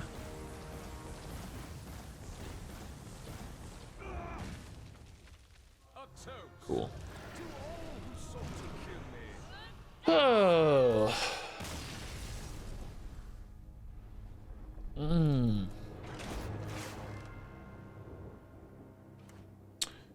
What shakeup would I like to see for the core set next year? I haven't really thought about that too much yet. I think Exerciser's the best card. Pickaxe does have some upside for us, but Exerciser's a really good card. Okay, another Soul Stealer Bone Guard's pretty nice. We got a Taunt, we got some removal. Soulbreaker's totally fine. Rune Forging and Obliterates are okay. This is a little Taunt package, interestingly, but I hate the mummy, so Soul Stealer's too good of a card to pass up. We gotta win this game and get to endurance training, guys. That's really the only way this deck works, is if we get the tempo of endurance training to make this deck faster, because it's so greedy right now. So we gotta win this game to get there. If we don't win this game, so be it. We'll probably get like a secret mage that just absolutely rushes us down and kills us, but really sad. We're still seeing secret mage, we're still seeing bomb warrior, we're still seeing discard warlock, we're still seeing Humble Blessings Paladin. It's all the same decks that we had before. I haven't been playing as much duels as I'd like, but I think I'm just back to 6 months ago. Maybe not 6 months ago with Discard Warlock, but I don't feel like we've really changed that much. It feels very similar. Secret Mage, Bomb Warrior, Discard Warlock. It's like all the same stuff as before the expansion. Well, Skirt Strike and Exerciser and Bone Wraith are all good early game cards. Happy to have just literally anything to do here is nice. Particularly Silence against Death Rattles could be a really good option for us. So to make sure we hit the right Death Rattles for it, I guess. Don't give this away too easily. Hey, Craigman, thanks for the 22 months. Yeah, we traded Frost Mage for Frost Death Knight. I guess, yeah. It's a funny way to think about it. Okay, this is a lot of tempo, man. Cadaver catches up here a little bit, I guess, but man. What a brutal amount of tempo. Yeah, here it's bugged. We can't play it. What a just absolutely insanely brutal amount of tempo, man.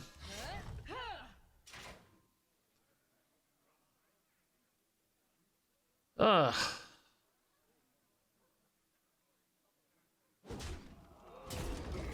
Bone Wraith does work through a lot of this stuff as long as they have a dead turn here. I need them to have a bad turn this turn. Okay, that could be exercised. I probably got to hit it into the Bone Wraith just so that they don't get a free hero power on it, right? What if we go Cadaver Scourge Strike? or Exerciser Cadaver could be even better if I'm willing to trust the Bone Wraith later, but it's pretty hard to do off curve. Giving them a 4/4 is just so brutal. I can kill the 4/4s with Scourge Strike later if I clean up the rest of the small stuff, so maybe we just kind of have to trust a little bit here. Let's trust a little bit. If they get some extra 4/4s, okay, let's hope for the best. Between Cadaver, the Bone Wraith, and the Scourge Strike, hopefully next turn I can tidy up. We'll see what else they do. Just hero power. Oh, that's not even hero powering. Okay, I probably like that even more then. It's not perfect though. They do go ahead and take their 4/4 now. So Cadaver Scourge Strike's not bad. I can hit the 4/1 and Scourge Strike. Do we think we're better off?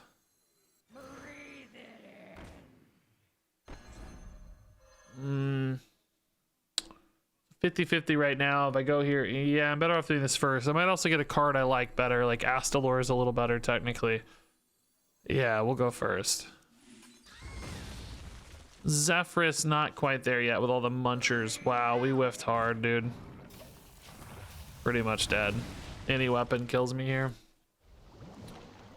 Not having a good time, guys. Really not having a good time. Okay, well that doesn't kill me, I guess. So does Kartut keep me alive? I mean, technically, kinda. But what's next? I need like a gnome muncher off the top. Then we got Soul Stealer, Bone Guard. Oh, that's gonna kill me. Okay.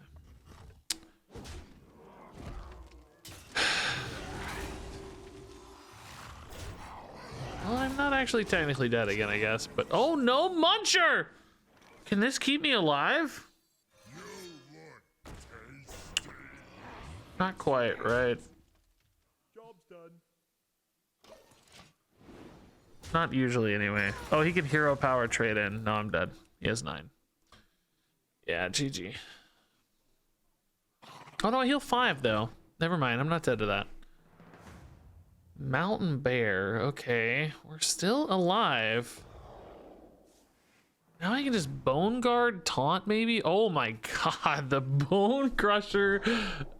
Dude, this is so sick. Are you kidding me? What an insane princess. That's got a Mountain Bear, it's got a Bone Crusher, and an Infectious Ghoul. Are you for real? We probably just trade this in, right?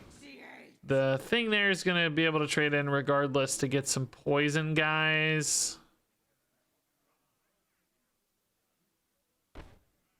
Bring in Astalor. Just anything. I'm just thinking, is there anything else cool to do? We probably got to catch up on the Bone Guard later. I don't know. I mean, we're technically alive, right? These could be a rather annoying force to deal with. No room for more minions. Yeah, silence would be great if I didn't die. Yeah, for sure. Oh my god, another Hope of Quel'Thalas. That's actually pretty cool, dude. I'm not even mad. That's actually really cool. My problem is here, the Soul Stealer is going to result in more problems than solutions. So I probably need to Flesh Behemoth here instead and just try to taunt again until stuff starts trading in. Does the Flesh Behemoth hit anything? A Gnome Muncher maybe? Yeah, maybe. Bone Guard again's not even that bad, honestly. Hey, Nilaku, dude. Yeah, we said if we were going to lose anybody, I'd rather it be you. I'd rather be a viewer. Thanks to the 400 bits. Zeph is not active, but also definitely does not have Wand. Only classic cards.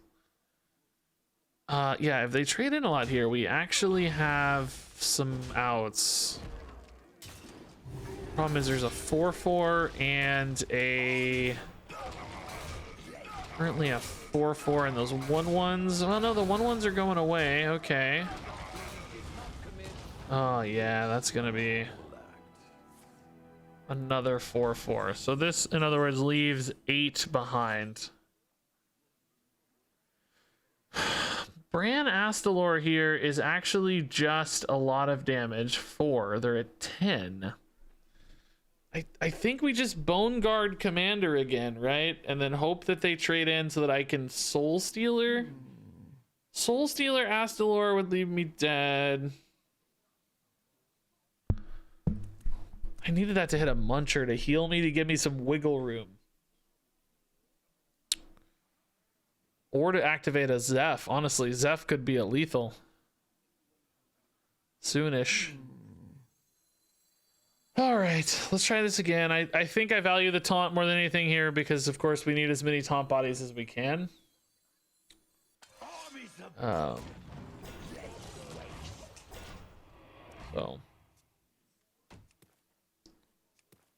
Oh yeah, this doesn't. You're right. This doesn't activate for 4. You're right. I only get 2 dudes. That's not enough. All right. If the taunts trade in, I might be able to go face. If the death rattles trade in that matter, I might be able to just clear with a soul stealer, right? Depends on how staggered all this stuff gets, I guess. If this won't die, but I can actually tank a single 4/4. It'll have infectious ghouls inside of it, but that's not actually the problem.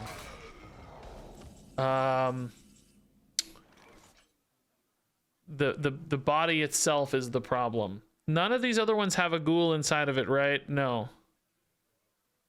So yeah, if I go for Soul Stealer here, there will be a single 4/4 with 2 ghouls inside of it, but that won't kill me.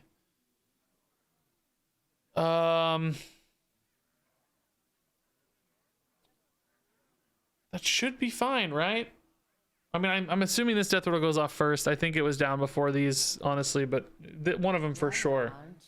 Sure, it's 2 ghouls. I think it is, but it doesn't matter. That's a problem for later, right? We're saying like that's irrelevant. We got to solve that problem later.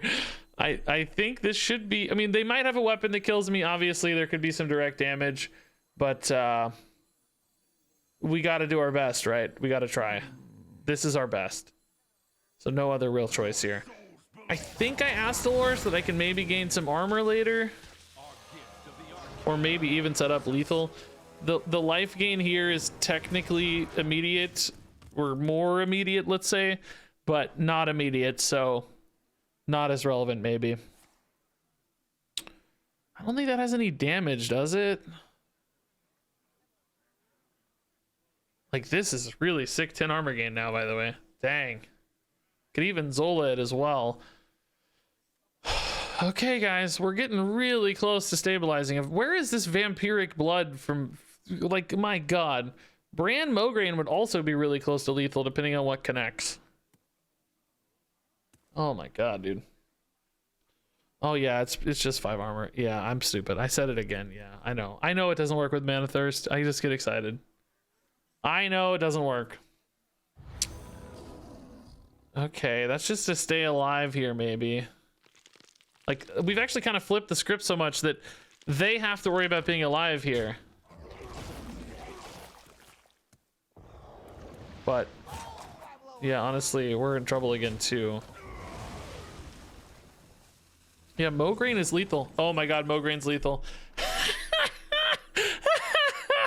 can't believe it! What a steal! What a steal! What a steal! Oh, actually won a rewarding Hearthstone game. Oh my God. I win indeed. Wow, what a steal. Oh, we get endurance training. I'm so happy. We do get it. Nice. Okay. Saved. This run might be saved. Actual chance to do some work here. That sucks. That is not great. This is pretty good. Mograine's cool. Bone Guards are cool at 6. Much better. Icy Touch, pretty cool. Now that said, the Bone Guards actually probably won't have a lot of corpses. It's really only the Soul Stealers that enable them, but that's good enough.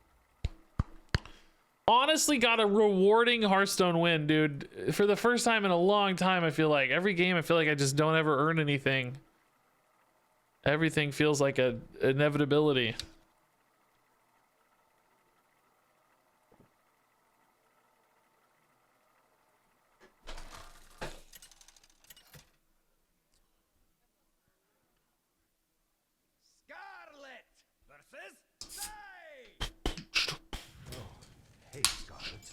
sigh.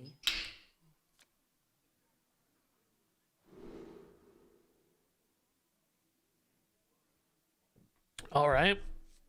Yeah, early brand's awesome actually. I don't know what that tells us. These are really low mana and they just proc stuff, but I do want one taunt. I think we need to find a good like muncher early. 6 mana is too much here. Is exerciser gonna matter? Maybe just something to keep up with tempo. This is fine. All right, muncher's good. Muncher's good. That's nice. Coin muncher could be really nice. Help us stabilize, especially if this has got like frost damage stuff. Really, Sour Fang would be the ultimate plan, but oh god, I forgot. Training is 3, not 2. Oh my god, 3 mana muncher's so gross. That's great. You'll love to see that. Orb and backpacks, rune forging, body bagger. Okay.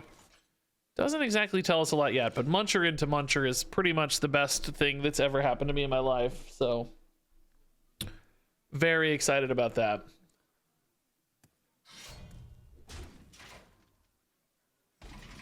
Kind of amazing. Zephyrus is going to be free at least, which is cool. Or, you know, he'll pass back his cost anyway. Beautiful. Yeah, munch away. If I could just get all no muncher buckets now, I probably would take it. I just want every bucket to be a muncher. That's the dream, man. Bone Guard's good too, yeah. Even if it's just an 8/8, right? It doesn't need to be too much more. Probably gonna be an 8/8 and a couple 1/2s. Next turn's maybe the clunky turn, maybe just Zephyrus hero power.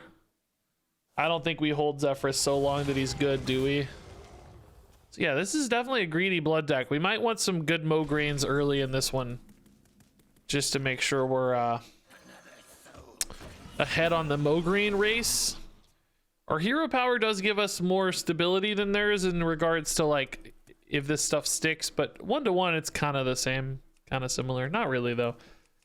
They deal 1 and heal 2 if they trade, so we're favored in hero power grindiness, I guess. Just gonna finally get some corpses off this weapon. I think we go ahead and Bone Guard, and 8/8's really big already. They've already used an Obliterate and a Death Strike. This might just stick and be annoying. Soul Stealer for later's fine.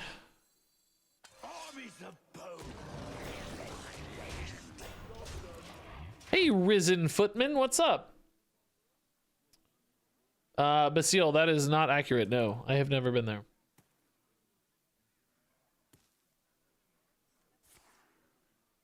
Okay, that's a lot of blood boiling, honestly. Thankfully, the heal's kind of capped. There's not... They're like getting 6 instead of a billion. But that's a good blood boil turn for sure. We need to hit like a Talon or a Sour Fang would be nice. Kartut, I guess, is a pretty chill draw. I think I'm gonna go ahead and Icy Touch so that this 8/4 lives again. It nets me like 6 per turn, which is pretty valuable. Clearly there could be a better moment for the Icy Touch, but I don't know when it is. Really need Mograines though, man. If they get the first Mograine here, I think we'll be very sad. I also feel like I just need cards right now. We're playing things out pretty quickly, so I feel a little light on resources. We have Skirt Strike to draw, Vampiric Blood to draw, Zola to generate value, I guess. Oh, they have hero power too, don't they? Shoot. At least I have to spend 2 on that though. That's alright. Body Bagger again, Heart Strike again. Okay. A really low curve blood deck, I feel like. Yeah, this should be fine. I want multiple Astalors here, right? Oh, dude, this getting hit is so gross. Oh, that's so gross. I have so many Astalors now. Yep, that is amazing. That getting the discount is so gross. All right. All right, cool. That's a good turn, obviously. Hey, Flippy Flappy, man, what's up? You got the day off tomorrow? Congrats, dude. Are you playing more Snap? Yeah, I still want to. Yeah, I'd like to. At least for like an hour or so. All right, Soul Stealer, sure. I mean, are we just ripping 8 mana Astalors here? Deal 8's not a bad play. Maybe an Astalor Gargoyle's fine. Try to get an emptier board. This does seem like the kind of deck that could leave us with a bit of an empty board. Tad worried about something like Patchwork, I guess, but not like really worried. Should have played this first for the discount, actually. I don't know if I would have played a Zephyr 2 at the end of that. Maybe Hero Power would have been okay, I guess. They're at 14, we're at 40. That feels good. Card advantage, we're about even, which is nice. Patchwork, but there's only one Astalor. We got more. Doesn't even hit it. Hits the Zephyrus. Perfect. Even better. This will be Hero Power trade. I will probably play an Astalor here no matter what, just to tidy up that 5-1. Oh, their own Astalor. Okay. Hit face. Maybe a 4-6 is better to use this as a clear, huh? Ooh, do we just like Mograine better? I don't think Mograine yet, because this board does demand a little bit of reaction. In my opinion. I'm gonna go face with this too. It feels weird to use one of these early, but it's just a Reno the Relicologist, right? It's not really an Astalor right now. Think about it that way, and I think it feels a lot better. Next turn's when it gets very exciting, of course.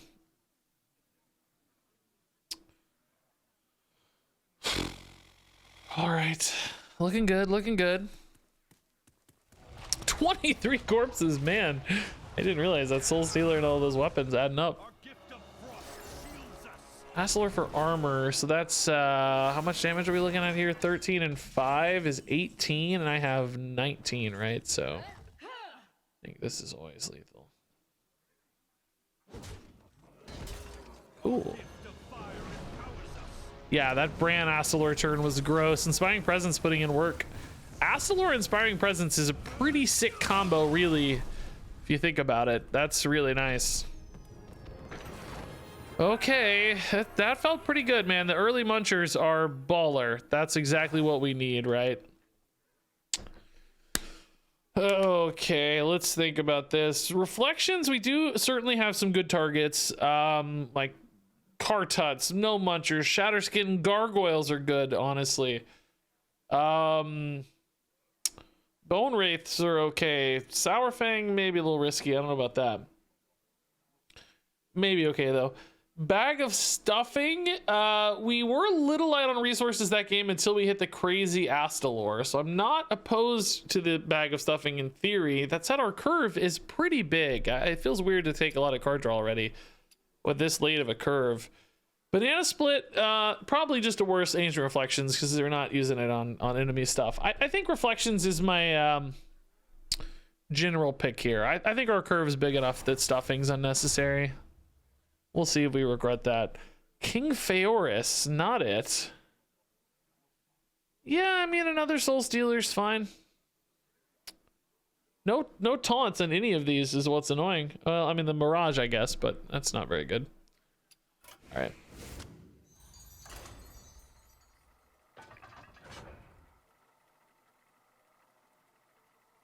All right. Run saved a little bit, which is pretty nice. I was getting very frustrated. Happy to have a couple rewarding wins. Being down and out and finding wins. I mean, that game we were ahead the whole time, but... All right, Talen's really, really good. Gargoyle, honestly, for 3 mana, probably worth keeping, right? 2 mana Talon, 3 mana Gargoyle, you can't go wrong with that. Let's just keep it. Really good tempo. Let's look for more taunts early. Touch is unnecessary. Looking for a fight? Yeah. Found one. Amazing. Yeah, great. We'll probably Gargoyle first and then Muncher after, unless we think the Muncher is going to get to hit face a lot somehow. Discover Reno. Okay. Cool. Where is our Sourfang? He's why we made this deck and I can't find him. He's like perfect for us. Oh, wildfire on this hero power. What year is it? Gross. What a bucket to get. How reliable is wildfire if you go for barons, guys? Is it really reliable? Because if so, you could try to farm, just build an all barons deck and just farm this hero power. That's kind of a neat idea. My guess is it's not like super reliable, but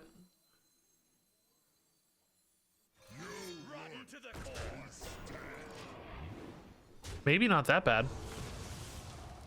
Pretty reliable, but not fun. Okay, fair. I mean, it seems kind of fun. Like, it's very annoying, but until I've seen it become meta, it sounds fun. If it became a meta thing, I would really not like it being fun. Yeah, okay, I missed 2 damage. Okay, chill, guys, calm down. It's not the end of the world. Yes, I see it. I see it. I don't need 17 of you spamming it in chat.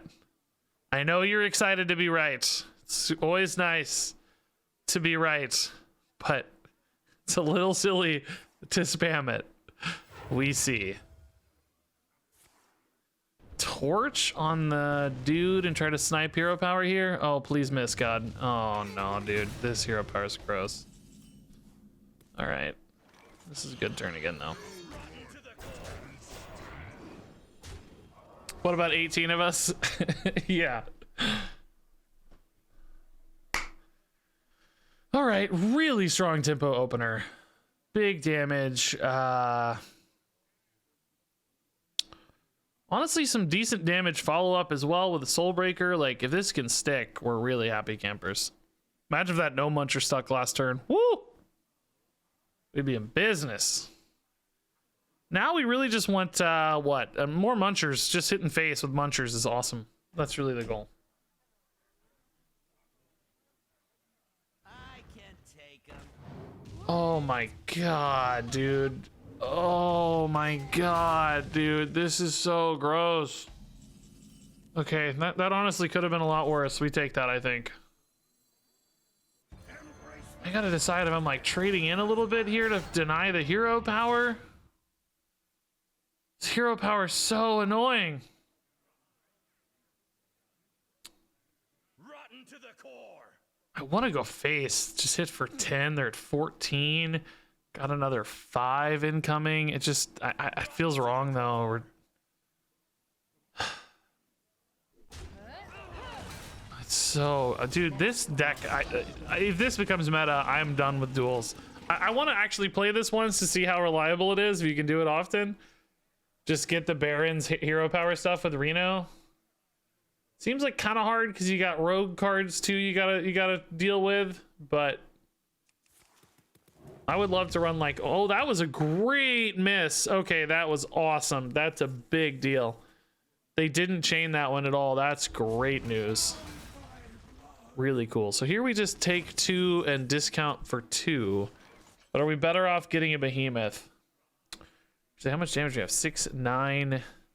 Can icy touch for another 4 if I wanted to.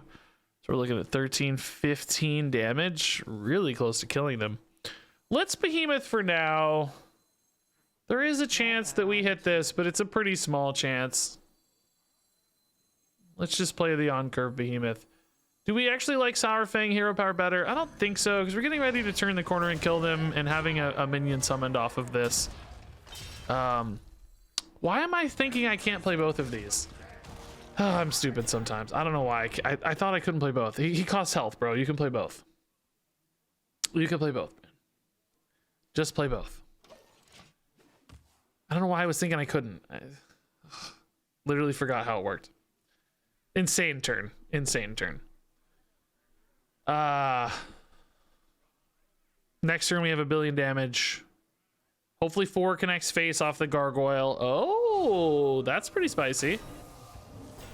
Are you actually oh my god, dude. Oh my, are you? I can't do it, dude. I can't do it, dude. I can't do it, dude. I got the card debuff, and they got your cards cost less. I can't do it, dude. I can't do it. Oh, thank God they're maybe just dead anyway. Oh, please be dead anyway. Please, God. Oh, thank God. I can't do it. If we lost to that, I was gonna be done. I'm done. I'm retired for the week. I'm out of Hearthstone for the week. No, thank you. Yeah, Murloc Holmes is a cheap legendary, and that's pretty nice for us. We like that. Zeph does discount by 2, so that's worth thinking about. This is just like cart removals and healing. This is pretty garbage. This is honestly pretty garbage. I think it's this. This seems like the highest quality cards. Whew.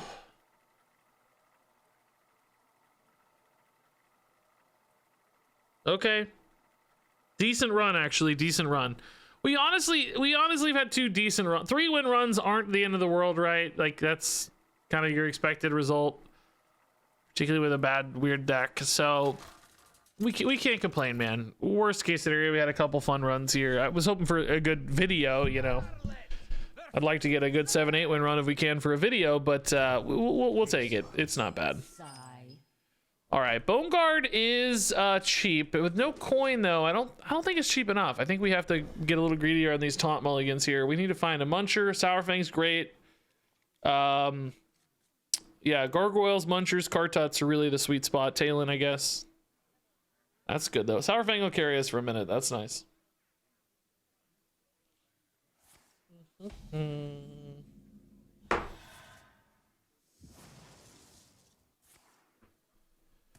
Okay, we don't Icy Touch Face, do we? I don't see how.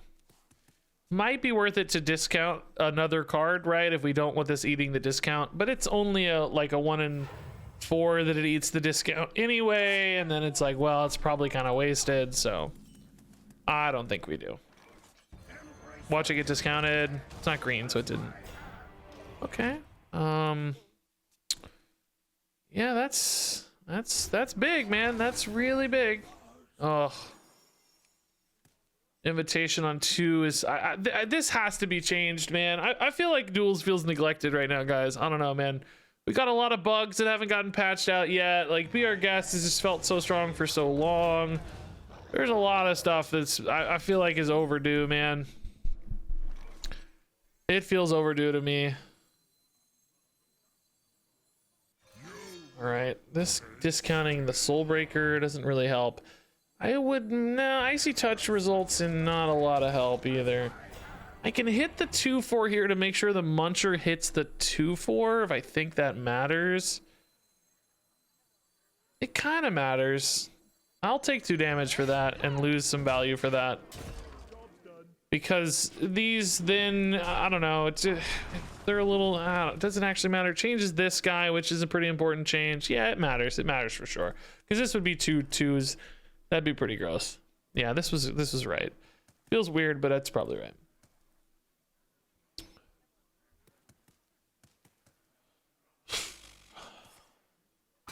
Oh. Okay. That's ultimately not too bad, I guess. You can just hit and Icy Touch that. Yeah, I wish I could play this right now. Again, Duels being neglected, as we said. All good, all good. Be all right.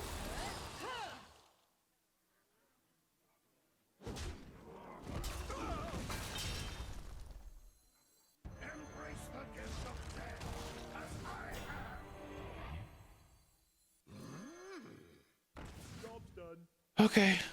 Sourfang, I mean, I'm taking a lot of damage off this. Well, not a lot. I'm taking a little damage off this. Oh, Death Strike's really good. Kind of wish they didn't have that, though. I'm going to need to play this soon to draw some cards, man. I hope this lines up on a future turn. Oh, not choosing to Death Strike. Gonna go from the left hand for Goggles, I guess. Yeah, that makes sense. Okay. Talon Sourfang's pretty nice.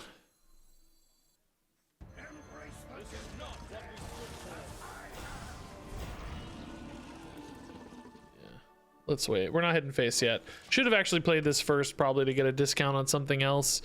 I suspect we're going to be a scenario where all of this is really cheap anyway from these Sourfangs. But, oh, that's going to whiff. Wow. Really nice. Muncher's a good eat for them, but literally a whiff from hand is pretty crazy. Yeah, let's just play this straight for now. I want that Scourge Strike to be really good, I think. I'm worried it's gonna whiff and not be good at all, but if I can make it good, it's better than it being bad, obviously. No, Muncher attacks lowest health. At the end of your turn, attack the lowest health enemy. There's that Death Strike we saw. We know that's not too bad. Obliterate, that's also not too bad. Draws me a good card at least. Behemoth, Sour Fang's nice.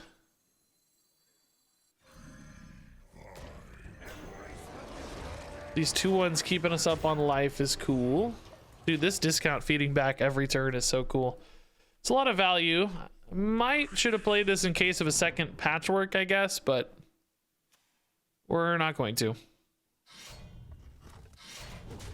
Yeah, I mean, I'm only taking 2 per hit here, right? And it's kind of threatening 3 per hit, which is a great exchange rate for us. I mean, is this the Scourge Strike that we're looking for? Not exactly, but it's working. I need to draw some cards. Let's just do it. It's fine. Not the home run we wanted, but it's good enough. Good enough. Yeah, Mograine definitely really good to get down early here. Gonna go ahead and use a face freeze this turn. In fact, you know what? Let's just go all in here. Like, we're getting really close to killing them. Not all in on cards, but all in on this particular little set of stuff. Since we got a face freeze, we might be able to just end it next turn, because this is what are we looking at? 12, 16, 19 damage here, plus Noxious and Astalor in hand is 23 damage available.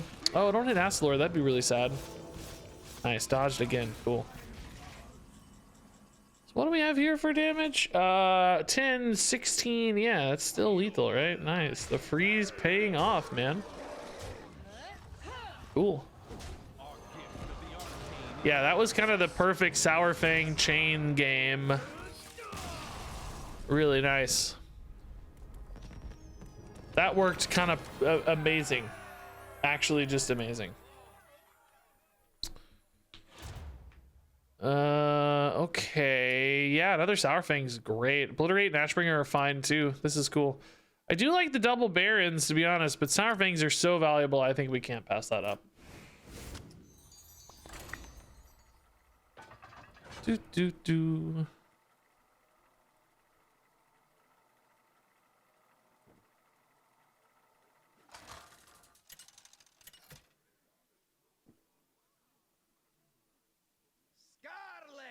Versus Sir Finley. Stand aside. Ooh, we love Talon early. Reflections is actually pretty legit You found one. against like Divine Shield stuff. Might keep that. Holmes is pretty decent early too, because it chains a discount. Only costs effectively 1 mana. Soul Stealer is really, really good against board swarm decks, but can I wait till turn 8? I mean, he might be eating discounts along the way, so maybe it doesn't actually take till turn 8. Yeah, let's keep that. Knowing that we have a Talon as early as turn 1 makes this feel a little bit safer to me, but I think we'll probably play Talon on 2 still. Righteous Reserves, Avenging Armaments. Okay, yeah, that's the kind of reflection stuff we're talking about. The light dims. Just might need it to stabilize or something for a turn. Yeah, let's be a little bit patient, because Coin Soul Stealer could be enormous in this scenario. Even if it's like gets discounted to 6 or something, just coining it on turn 5 could be amazing. It's exactly the sort of thing we might need to do this game. Scourge Strike also very powerful here. Ooh, okay, yeah, we're gonna do it now. Oh my god, okay. That's actually kind of the one I didn't want really, but it's still kind of neat. Oh my god, Mech Warper, alright, that's scary. Okay. That is gross. Please stop. Please stop hitting me. This might be the Scourge Strike turn though, right? A red sun rise. 3 pretty reasonable targets. You don't love the reflections here. Is it gonna let me cast it or not? It won't. Oh my god, I hate the way this doesn't work. It's so stupid. Oh, it's so stupid because I would absolutely use it this turn, and now I can't do it and reflections next turn, right? It's so stupid. Yeah, this hits the 2/1, which really isn't ideal. Because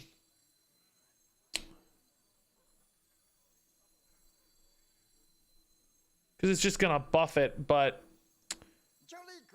I'm just dying, dude. I don't know, man. I'm just dying. Scourge Strike, I need it to be really good next turn.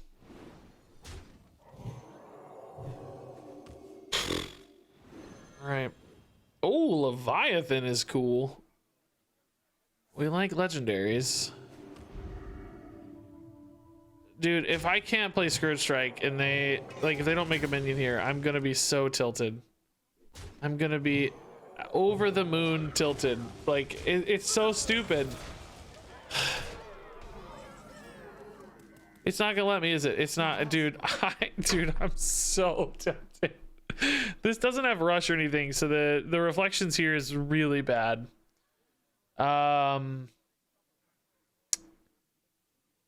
Yeah, I'm basically just dead next turn now. I mean, I can take the taunts.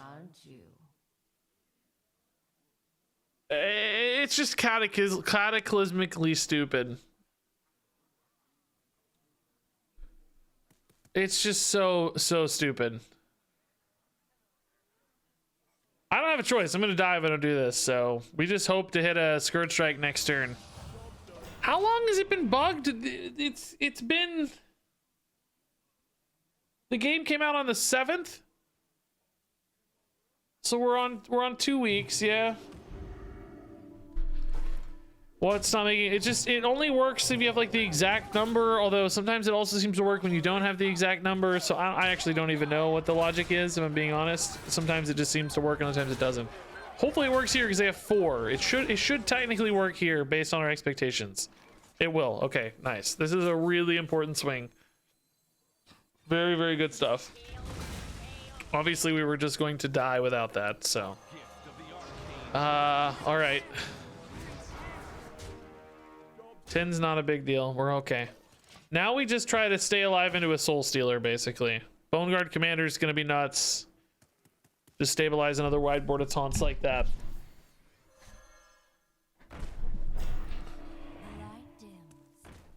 Okay, those are not particularly annoying. I mean, they're going to get annoying, of course, but...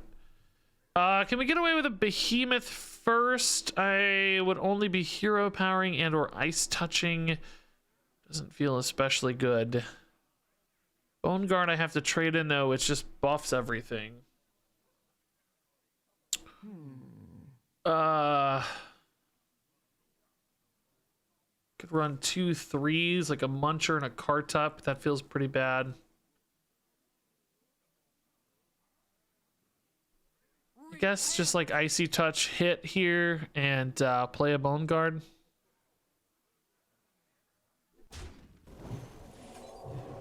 I think that's okay. I just kind of got to stall them out until I stabilize on a Soul Stealer and they run out of stuff is the game plan here. We can get away with just like this for a turn or two and maybe just like, you know, Leviathan or something and just stall it with other means. That would be awesome. Leviathan's really good into this 8/8 though. So perfect.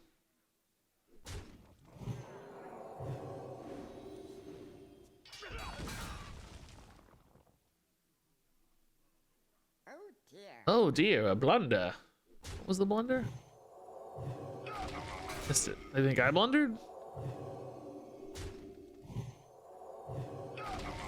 Maybe draw order went wrong for them or something. Leviathan, my own here is decent, but not great. Muncher hits a 3. I could trade 3 1/2s in, and then Muncher and Flesh Behemoth. That's not bad. It'd be a little better if Muncher could hit that Leviathan, though, wouldn't it? I could try to snipe it if I trade in a 1/2 into the 6/4. Just hate them getting more cards, because cards are one of the few things right now that really beat me. So I could go Leviathan just to try to stop that. I'm worried though that I'm going to take 1 billion damage if I go Leviathan, because I don't really clear enough. I'm only clearing the 6-4 and a 4-3. They leave a 6-7. That could get a hero power trading, go to 16. I don't think that's worth it just yet. I think we got to try this. We're going to play for a 1 and 3 here, I think. Not worth it though. Would I rather than just draw a card? No, I can't risk that. No. The taunt has value, so I can't risk that. I could go for the 1 and 3, but the taunt is interruptive enough as is. It should be okay. So the undead guy here, we want to hit probably like a gargoyle would be good. Bone Wraith, certainly fine. Few reasonable targets. So this will double trade. Gargoyle's probably the best because the 4 damage matters. Has relevant targets on board. I need them to commit more into the Soul Stealer because I only have the 1 Soul Stealer right now. 2 more in the deck, but maybe we could Bone Guard Commander for a turn, just stall again, and then get them to play more stuff into the Soul Stealer. The problem is they're drawing so many cards right now off of this Behemoth. Oh, that's not what I wanted. I wanted a Taunt. I mean, that is big enough that it's still interesting for them to think about, though. They may want to kill it. Maybe, well, I mean, this board's pretty big. I actually think this is a Soul Stealer board. Denies the draw and, frankly, got big enough anyway. Let's just do it. Hit for 7, Soul Stealer. We'll have Bone Guard Commanders to buy time into the next Soul Stealer we draw, I guess. So, and hopefully they can't make, like, a really big board here. Hopefully it has to be, like, kind of smaller, maybe 1 or 2 minions. We can maybe get by with, like, a Leviathan for a turn, and then, you know, then start pivoting. Okay, that's very big, but a decent breakpoint on the Leviathan, I guess. Yeah, that's got Divine Shield, though, now. That's really annoying. God, everything having Divine Shield all the time is so annoying. Stop it. I just don't want to Bone Guard again yet. Leviathan clears the 9/9. I'm left with 12 damage behind. I could play a Bone Wraith Leviathan though. That's pretty good still. I like this okay. This isn't the end of the world. Could also do a card title if we like that better, but I don't know yet. Mograine again. Okay. Oh, I forgot this is getting bigger. I forgot it's getting bigger. Oh, crap. I honestly forgot it's getting bigger. Ah, shoot.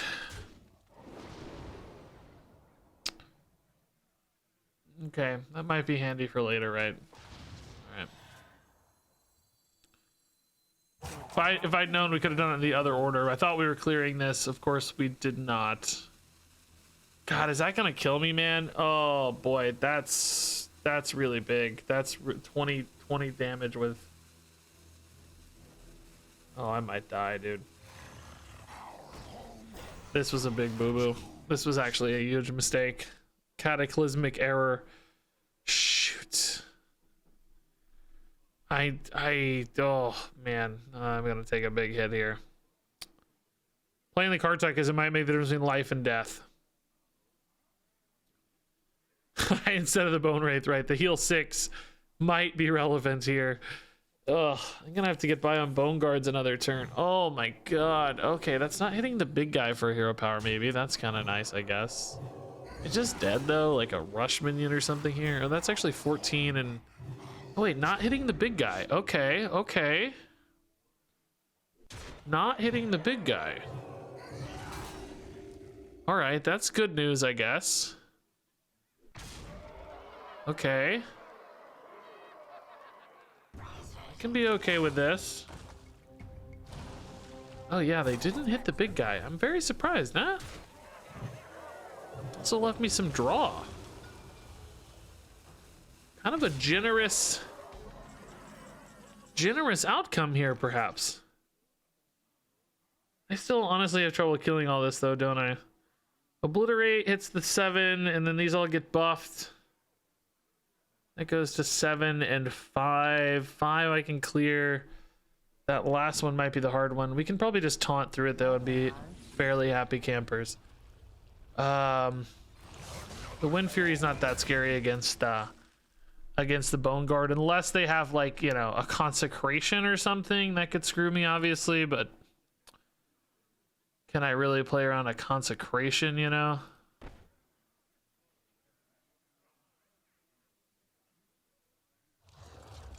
I want to trade this in, so let's go ahead and draw. Anything that we really, really like? Oh. Talk, little Death Knight. Yeah, actually, I like that more. It's a little early, but they're really low on stuff, and I can have the same defensive setup later. Oh my god. But against a less threatening board, right? A board with less damage, effectively, I think feels better.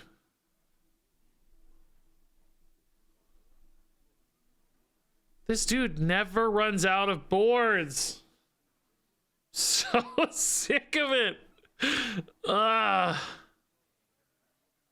find the answer. It's so annoying. He never runs out of boards, man.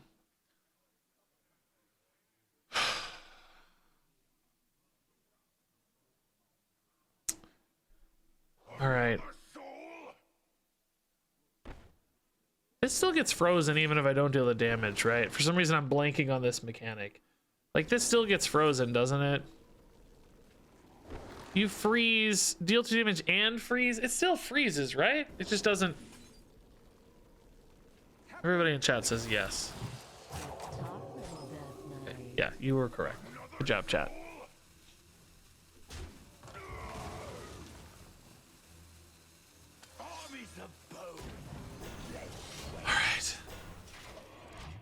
We are just running out of time, man. He just keeps building these crazy boards that are gonna get bigger and bigger and bigger. These divine shields just keep, oh my god, that was exactly what we were talking about, and we're dead. Oh man, tidal wave. Remember I said the consecration beats us? The tidal wave beats us, man. We actually dead? They gotta run. Oh yeah, with the hit Wind Fury, we're super dead. Yeah. Dang, dude. So sad. Just really gross. I don't know what more we could have done, right? I just don't know what more we could have done. We were just hanging on for dear life every turn. Maybe that last Soul Stealer was too early, but I thought they'd be out of ways to go wide again. You know, we weren't expecting one more just giga wide board immediately. That's where you get got. Okay. Duels is dead. Duels is dead. So 2 okay-ish runs there for Duels. I can't say I was having a ton of fun the whole time, but a few games there were fun at least. That one Hunter game we managed to win was pretty fun. Again, I like that deck idea. That was a pretty cool deck idea. I want to see what that Mage is like with the Wildfire. I feel like you could do some crazy stuff there.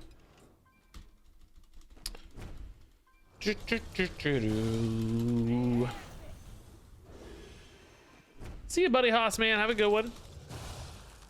Don't get down. Well, I'm not down in general. I didn't have as much fun playing Duels. Believe it or not, the Hearthstone game modes happiness levels does not dictate my personal happiness levels.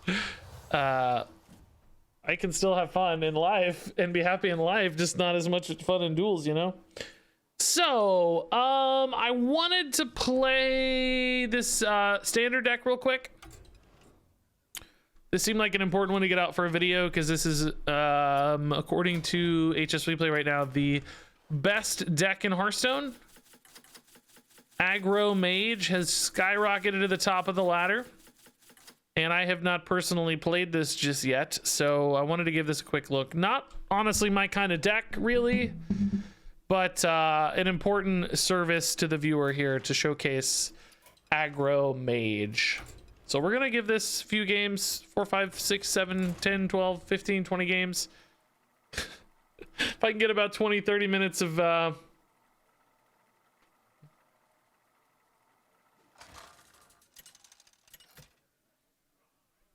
good footage for YouTube, that's what we'll try to do. Ooh, I love this skin I had. I didn't even know I had this, dude. Looks really good.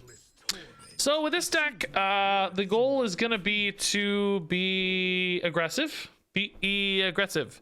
So you can see really low curve. A lot of early game minions, which is nice. I think against Death Knight, we probably don't need a Trog since we hit the 1-2 here anyway. Love having a good early curve, but Trog doesn't seem quite as relevant. Sorceresses certainly feel very powerful. Now that said, I don't actually have a spell right now. I will still play the Blazing Battle Mage though. We can go Prismatic to find a spell. So we want early minion pressure, and then we want to pivot into burst damage, of course. We've got Frozen Touches, we've got Arcane Bolts, we've got Deathborn chippy stuff. Oh my god.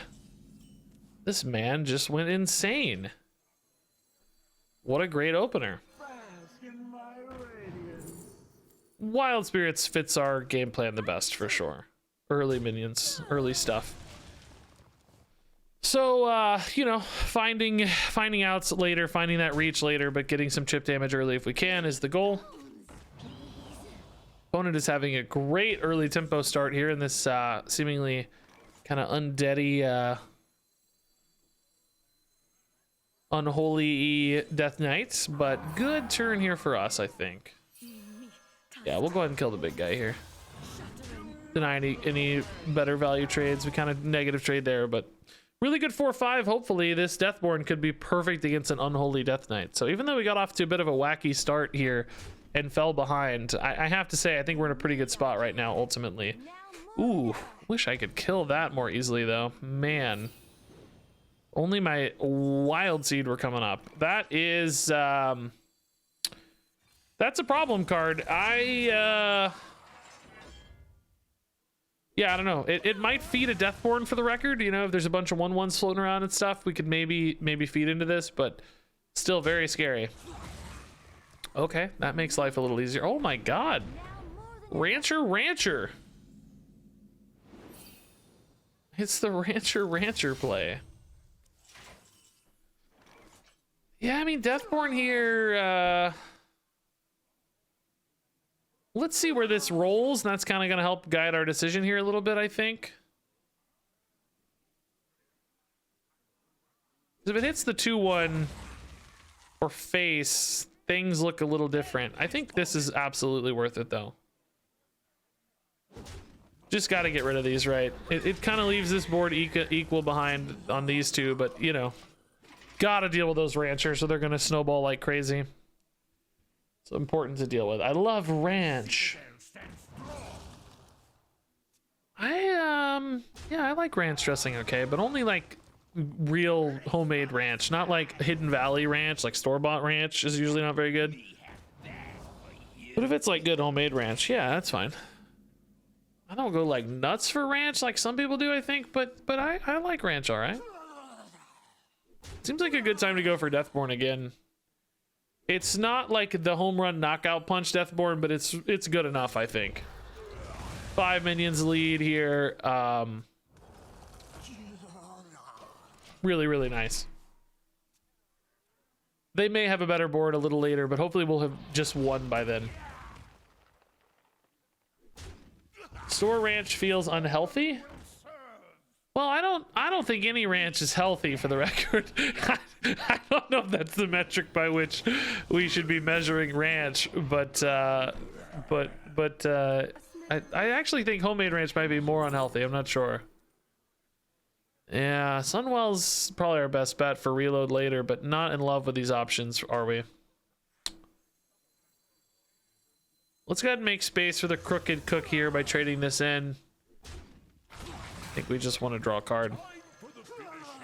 But I do think maybe the rest go face. I'm tempted on this 2-3. Like, does this go here perhaps? Just to have to not deal with that. I think maybe, yeah. I guess I'm giving them a Sunwell potentially, but I don't know if that matters. I guess it kind of does. Maybe I shouldn't give them outs. Oh, they didn't get it anyway. Great choice then. Excellent decision making.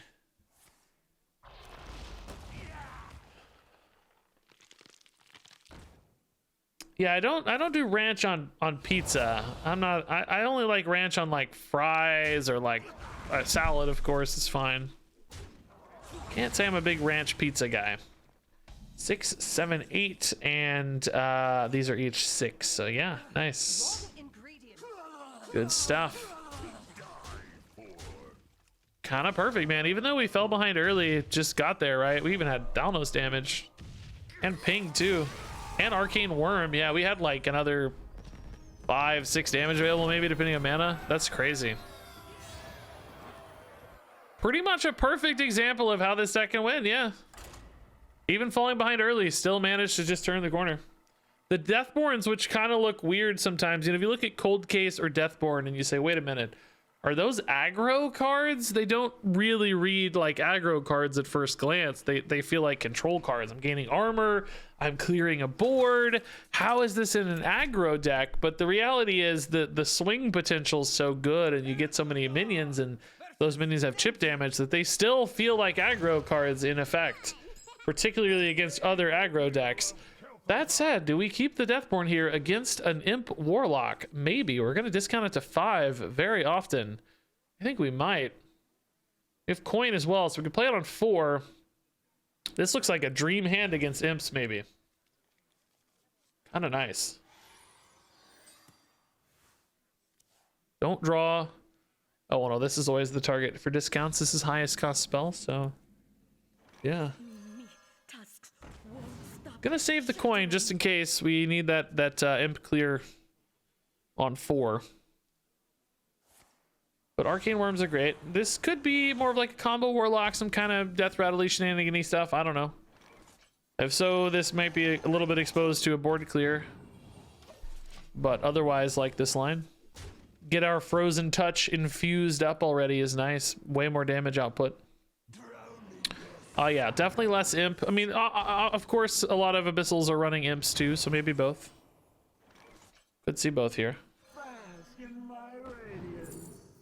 Horn of Winter, Savory Deviant Delight. I actually don't have a minion, so this is kind of free for me if I want to just disrupt something.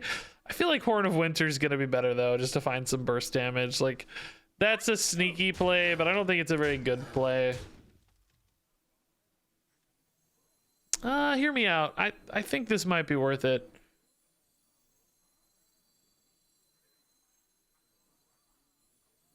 I actually have a pretty decent Deathborn on my own minions soon. I want to. Just this game, I'm not expecting to go long enough for the flurry to matter otherwise, you know. Just protecting this investment right now is better. You know, I want these minions to be good before Abyssal Wave and board clears happen later in the game. So protecting them against trades right now actually is one of the best ways to ensure they're going to get some value, I think. Thalnos Bolt, kind of nah. Is this really already the Deathborn? Trade? Trade? It feels a little weird. Maybe it's just trade, hit, Deathborn. I don't like this more. Like, who cares if that's alive? I'm just gonna go and get more dudes. And more face damage.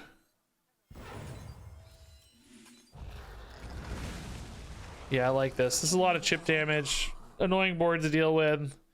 Kind of upgraded my minions before. You know, it's kind of like I played an Evolve almost, you know? It's like I went face and then evolved. That's a cool way to think about it. Now, we do have imp, so this is a little bit risky, but I'm basically saying, look, I'm going to turn the corner before this matters. We know they have imps because they have Librarian, right? But I'm saying, like, look at this damage in hand. I have 1 billion damage. Let's just try to end this game in the next turn or two. And I think that's exactly what we're going to do, by the way. How much damage is this? It's got to be enough, right? This is another 8. We have Horn. It's just got to be enough, right? I didn't actually count, but it's super enough. Yeah, cool. Nice, dude. That is indeed the game plan. Okay. Yep, that worked again. I got, you know, these decks. I mean, I think there was some nuanced decision making there. I don't think that was totally, completely obvious game line that we took. But,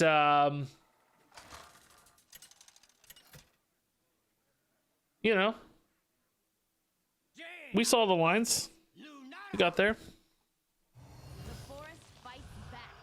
Peace is not always the answer. This is way more less toxic than Spit Hunter. You think so? I would put them in a similar bracket, maybe. Yeah, Trog against Druid can be pretty good. I think just having this early curve is important. If this is a token Druid in particular, we're going to need minions to contest. I don't know if we'll be able to contest, but this is the way we can do it at least. I mean, this deck's a similar pattern to Spitter Hunter. I would say, you know, just set up for big crazy damage output. I don't like this style of deck very much personally. Again, it's important for me to showcase these, I think, on YouTube so people are well equipped to win. I want people winning Hearthstone games. I don't feel like I'm responsible for the problems of a meta, basically, if that makes sense. So I didn't design the decks I don't like, but I do think it's important for people to have chances to win and climb. I want my viewers to be educated and you know, successful, even if I hate it personally. All right, I think important to keep the board in check here. The fact that they're hero powering on 2 is good news for us. Gives me a chance to get some stabilizing happening. Aquatic form, okay. Dungeoneer is just so insane in this deck, dude. It's a ridiculously good aggro card. You sound like a parent. I feel that way sometimes. Yeah, I do. That's what having a YouTube channel is about, I guess. In a weird way. Costs 1 less. So we can take a 3 here and play it. Not a 3, but Fellfire in the hole next turn could be pretty cool, even if it's just 2. This is the kind of AoE we're looking for. Means this turn's a little bit less interesting, perhaps.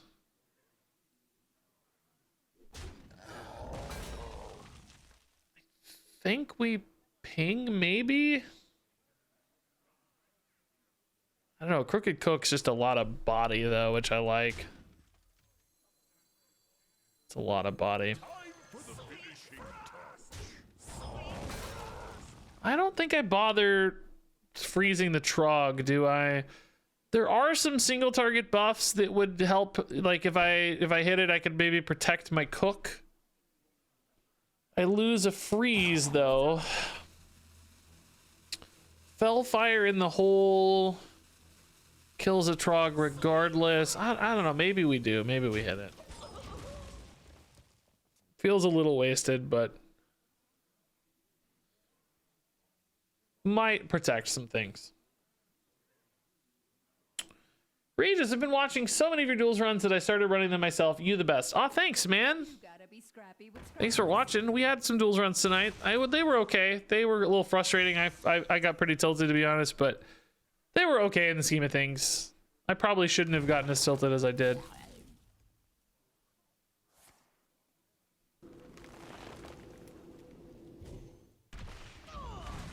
Okay, yeah. Fellfire seems totally fine. Just start stabilizing here. Ooh, that's good too. But that's for next turn.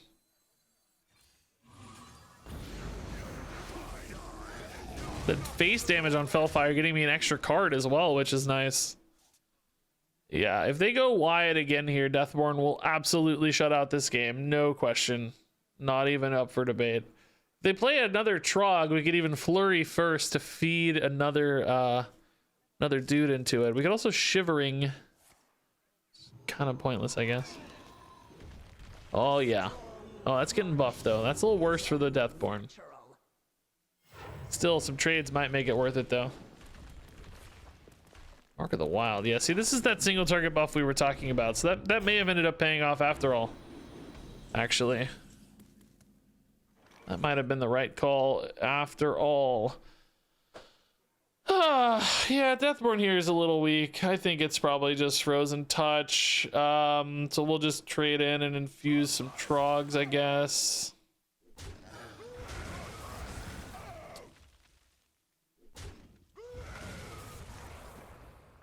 Boop. What's next? Flurry is honestly not bad.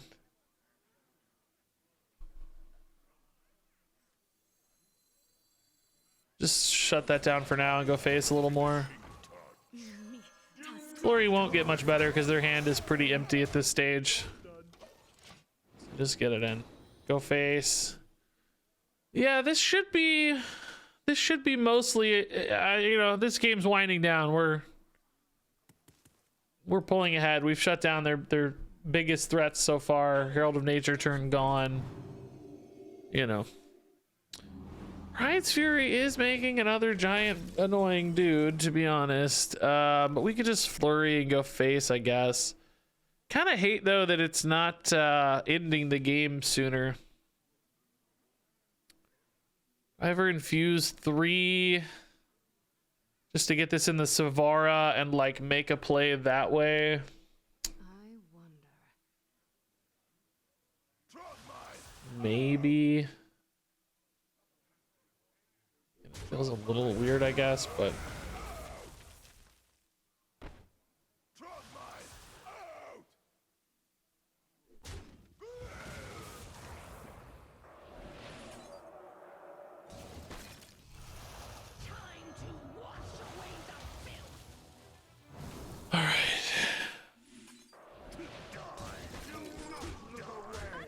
oh, okay. So this just sets us up for the win next turn, kind of no matter what, right? Oh, yeah. Okay, yeah. I think we're going to be fine. All right. Just stole and hit. Kind of... I think this play pattern is pretty annoying, right? The poor opponent just gets their board frozen every turn, and then I just hit them for 1 billion. Pretty annoying. Josho, I'll take a look here in a minute. Let me see if I can find it. Where is that?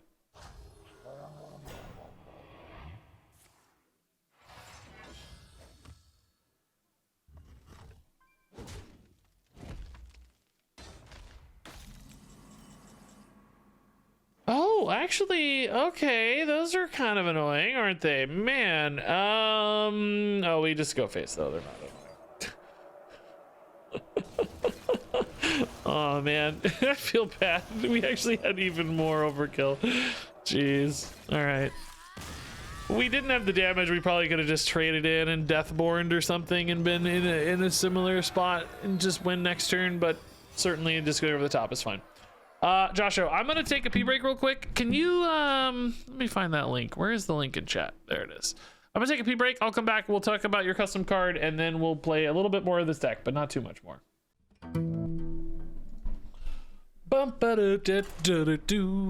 Oh, custom card. Oh god, we gotta review this custom card. Okay.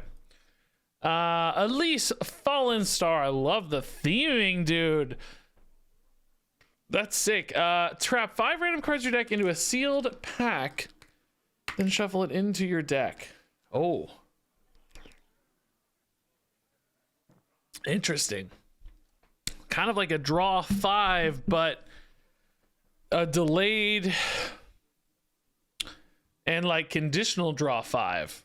That's kind of cool. I actually think that's pretty neat. Yeah. If you had a way to tutor it in particular, like that becomes really cool. That's fun. Lordaeron's Guard, spin up 3 corpses again, Rush, Reborn, and Taunt in that order. Oh. So 4-2 Rush. That's not bad. 4-2 Rush with Reborn, really good for 3. Taunt, probably not as necessary, but an interesting bonus. I like that too, man. This is good. This is a high-powered Unholy card. That's what it needs. I actually like both of these a lot, Joshua. These are like my favorite cards you've submitted. Great flavor, good fits, great design. Like I like the fact that this is the in order is fun. Like it's not random. That's really cool, dude. Man, yeah. I don't know if Elise would be good without some kind of specific tutor, but they're both really nice designs, dude. Those are awesome. A+. That second one feels like a real card. Strong. It's really strong. But not crazy out of line with like, you know, the old Warrior 4-drop or the Demon Hunter 4-drop flanking thingy. It's in line with those. And it has that condition, you gotta have the corpses, so that might delay it sometimes. What in God's name? What? I got an email about a sponsorship for Pedal Commander, the best-selling throttle response controller with the fastest processor on the market. This looks like a real thing, but I don't know what in God's name a throttle response controller is. Nor would I know why they would want to advertise on my channel. It's something to do with gas pedals. Remove the acceleration lag from your gas pedal to let you explore the true limits of your vehicle. They're getting a free ad read here because of how wacky this is. Their targeting is interesting. All right, we don't need this. Pedalcommander.com. Weird.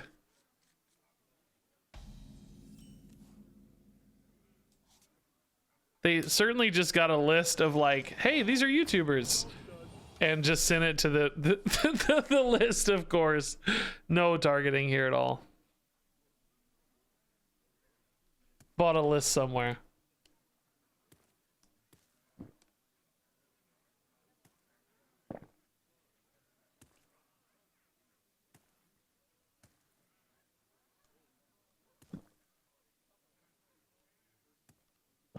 All right.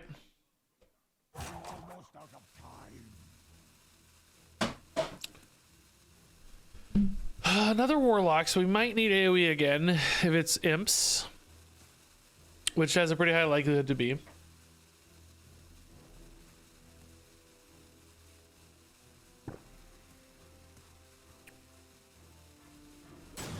Oh, last second decision here.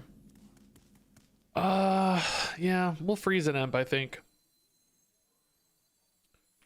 Arcane Bolt here is awesome, but I want to get a body down. I can trade in this 1/2 later if needed, and then bolt something else, or still bolt the 3/2 if the 1/2 can value trade into some imps, right? Or just Arc Splitter if nothing happens.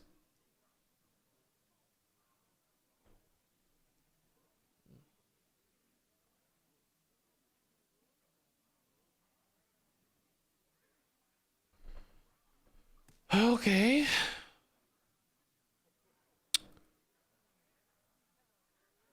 I know people don't want to hear about Marvel Snap, but the one thing I love about streaming Marvel Snap is that simultaneous turns mean I never have to wait on my opponent. That is always a delight. It's so annoying to wait on your opponent sometimes. Yeah, we'll just start tidying this stuff up. I think the question is, do we ping or play a 2/2, or actually, maybe even better question, do we play a prismatic elemental? Probably a prismatic, right? The 2/2 doesn't actually do anything better on board, and it doesn't even have a target right now. Yeah, Moonlit's probably our best bet. Sharon is actually free though. Man, I kind of like a Sharon for free. Just get a big board next turn. That's honestly pretty legit. I don't really need the Moonlit right now. Let's just go. 4/3 and a 3/3 is really nice.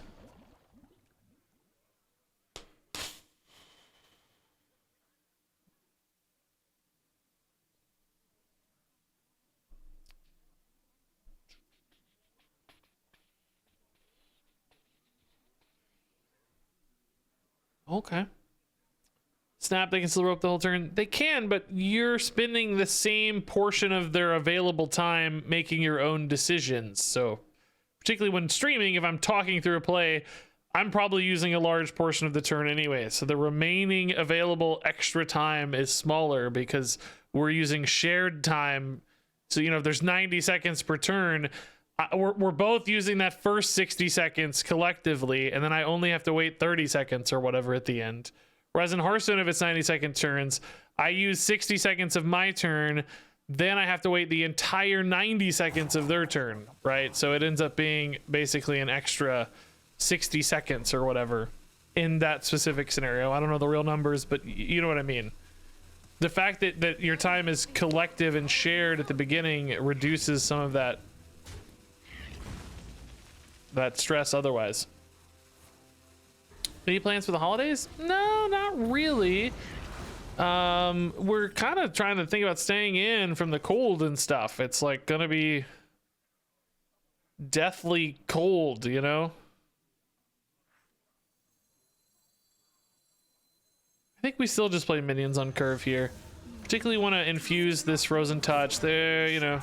Yeah, they may have more imps. Yeah, they may get trades, but that's not the end of the world.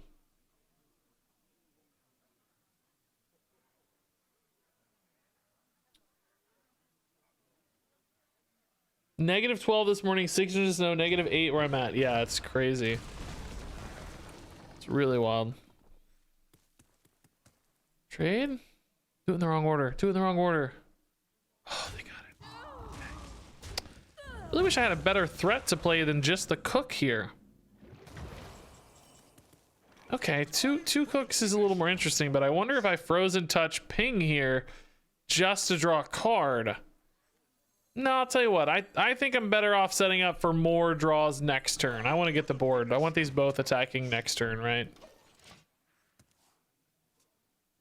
Hopefully my draw off the top is good enough to kind of power this turn. I'd love like a Savara or, I don't know, just a Frostweave Dungeoneer or something good, you know?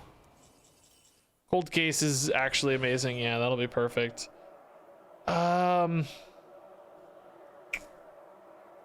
Yeah, I'm only hitting for 3 here. I think I'm gonna ship a Bolt Face, right? It's worth drawing 2, so he's got to hit for 3. No, it's only 3. Never mind. Not 4. Not 4. No, this is perfect. Never mind. We'll save those then. 3 or more damage. We definitely dealt. Okay. Definitely can leave a 3/3. No risk there. This is good. This is a good little turn. Opponent and I are both struggling a little, I think. I don't know that either of us had like a home run hand. It felt like we're both making maybe some slightly suboptimal trades and stuff just to kind of hang in. You know, whoa, what? That card just did a weird animation. What was that? Slid into that Imps DMs, I think. That looked crazy. More is good. Taking some damage at least, though. Tempo Bran. Okay, how much damage do we got here? This is 6, 8, 10, 11, so not enough. Man, Bran, you definitely feel like you want to kill, but how risky is it? I think Zakul is the only real major risk. Do I respect Zakul? I think we better respect the Bran. Sirikess Cultist, you know, is a little bit of a risk, but not really that much of a risk. I wouldn't mind just getting some curses.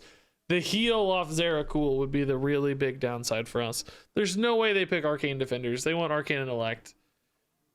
They might think I took it though because of the 8 mana line. So there's a risk they take it, but they want Arcane Intellect. Yeah, they wanted Intellect. All right.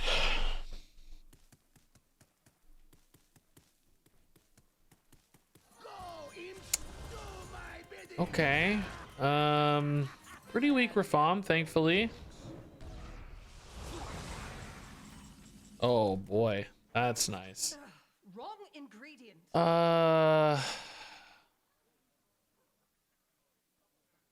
Guess we hit Rafam, don't we, dude? Is this gonna infuse? Oh my god, this is so perfect. Are you kidding me? This is so perfect. Oh my god. It's gross. All right. That's clean. That's clean. Am I worried if they get the Arcane Defenders at 8? Number one, I don't think they take it. And number two, I don't know if I am too worried. Our goal is to eventually ignore the board. We had one more buffer turn. So, you know, if I get enough chip damage on that buffer turn, go ahead and spend 8 mana. I'll just dome you is the thought. It would have been kind of iffy though. I don't know. But number one, I just didn't think they'd take it. So kind of made a small gamble, I guess. It definitely paid off. Insane turns. Yeah, guys, this deck feels good. I mean, I don't know what more we need to see. We've won 4 straight games. They've all been pretty smooth. Even when they're not smooth, it still feels capable. Like that game wasn't perfect, I guess. Still just got there.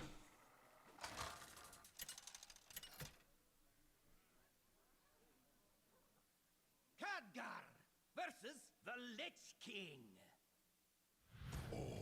Will serve me in death. Behold the magic of death. Okay, Splitter's good. I think we want ones though, really. I don't think we can keep a cold case. I think we need Worm, Trog, or Sorceress. This may not even be worth a keep, honestly. You might have to guarantee the one. Not hitting a 2 or a 1 is really bad. Deck doesn't exactly have a lot of natural 2s, but man, oh man, this is our worst curve yet. By the way, this portrait's so sick. Yeah, I know Spit Hunter's still looking pretty good. It's actually doing worse than this deck at most ranks, though. This deck is currently top deck at Diamond to Legend.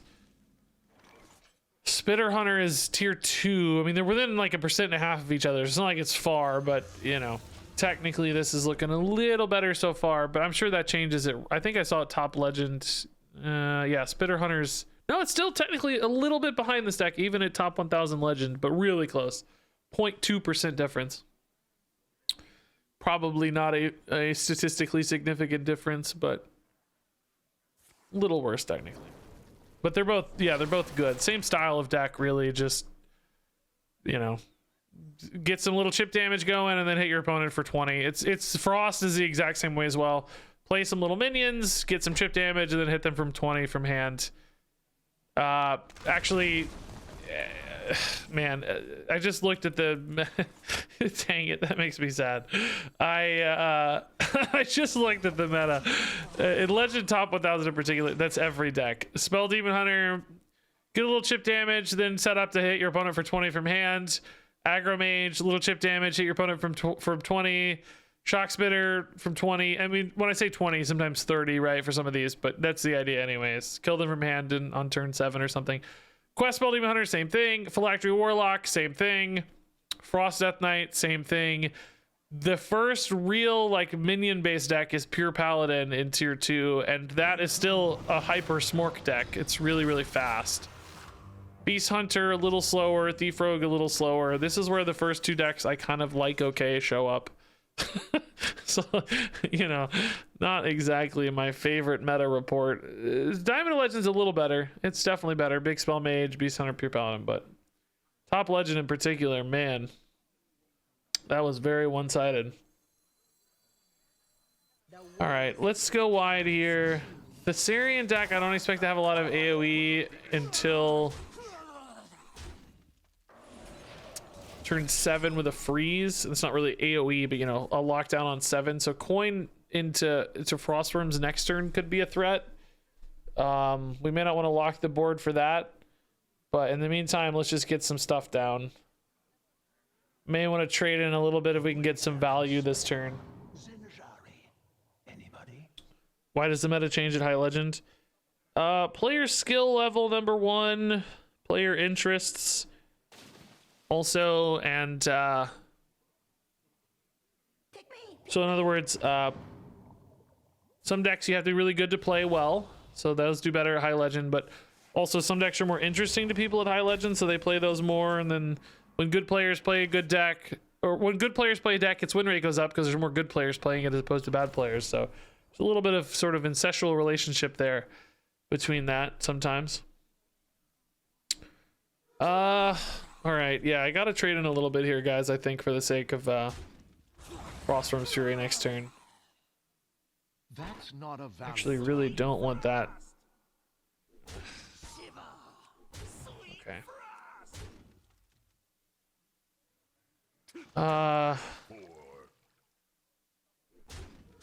Go face. I don't want this dying. Nice.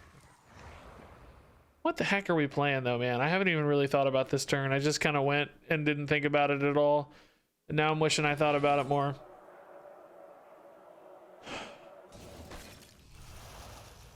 Look at the time. I'm just trying to make a good Savara, right?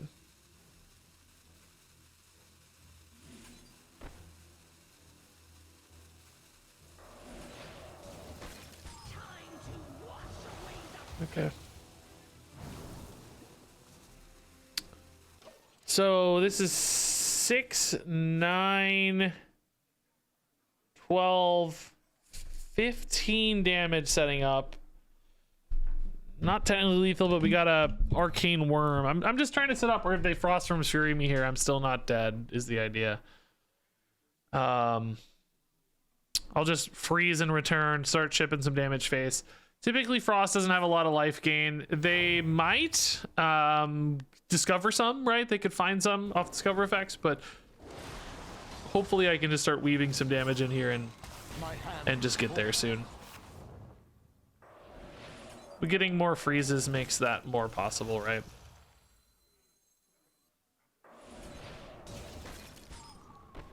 I don't just have it anyway, do I? Hold up, I didn't even count. 6, 8, not quite.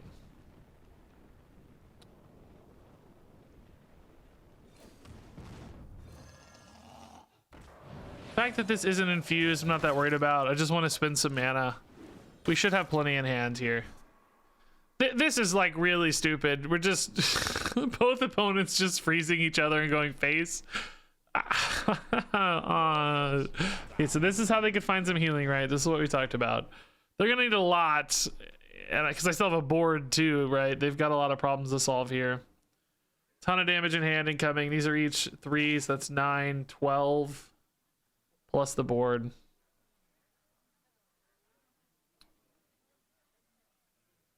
Might, yeah, I mean, that's not bad. Freezing a few cards, but they're very, very dead.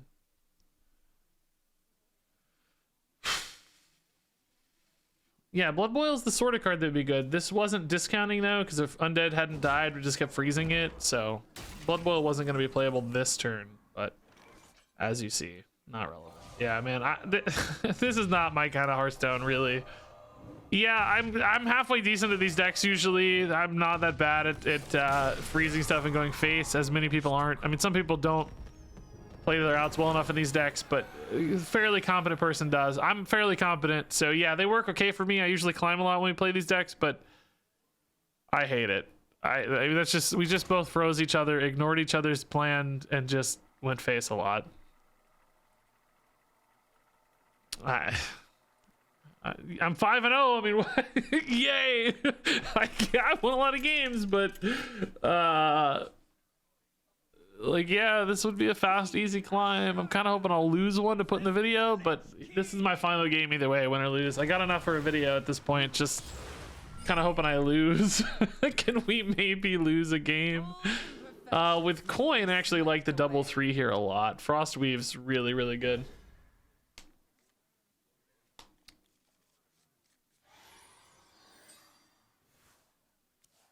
Sorceress even better. I mean, do we? Oh no, into the 2/2 weapon. No, we don't. Okay, I was gonna say, do we like this better without a spell? If we didn't draw a spell, but definitely not into the Bone Breaker. Hello, what version of Evolved Shaman is better in your opinion, with Neptulon or with Giants? I haven't played the Neptulon version, so I don't know. My instinct was telling me that the non-Neptulon version was probably the best choice for most players, like the average Hearthstone player. And the Neptulon version seemed to be getting more popular, like higher legend among pros and stuff, but I don't know. I don't know why that is or what the distinction is, so I'm not sure. Yes, that's the one. All right, they got the cold case, which that's not the end of the world. That's fine. Hopefully we'll net more than they will off the cold case. Curve here is really good. Freeze probably won't really interrupt weapons much here since they have, this is their final attack anyway, but it could if they have another one in hand. So Bonebreaker is Frost, which I mean, probably means triple frost, which probably means again we're in for a little bit of a damage race. By the way, we've had so many cool mage portraits rolling through. I just noticed there's a lot of good mage portraits. We had the awesome Khadgar. This is an awesome mage portrait. We had the awesome Kel'Thuzad. Some really good mage portraits out here, man. Yeah, Arc Splitter here should be fine. I really don't hate Sorceress though into Snow Fury. Because this can come down later for damage. This is a little better right now, pre any sort of board freeze. More minions now and then damage later, basically. If I go wider now, it's better than if I go wider later. The Arc Splitter can always turn into damage. That damage isn't even very good till turn 8, so let's go wider now. Oh, Death Chiller, though, is a good way to swing the board back a little bit now. That's not bad at all. 2 good 1 health targets on board as well. Oh, only 1 attack, though, huh? Okay. Well, that's good news, I guess. 3rd cold case in a row. Love it. Love it. We'll just kill this off. Don't need the freeze here. The tempo's fine. 0 mana ping is very valuable there. Scotty Karate, man. Thanks for the 23 months, dude. That's amazing. Oh, Duraragi, who we just played, says, good game. My freezes were too expensive. Yeah, man, mine were 0 and yours were 7. Doesn't seem very fair, does it? That's not cool. Game, come on. Cut this man some slack.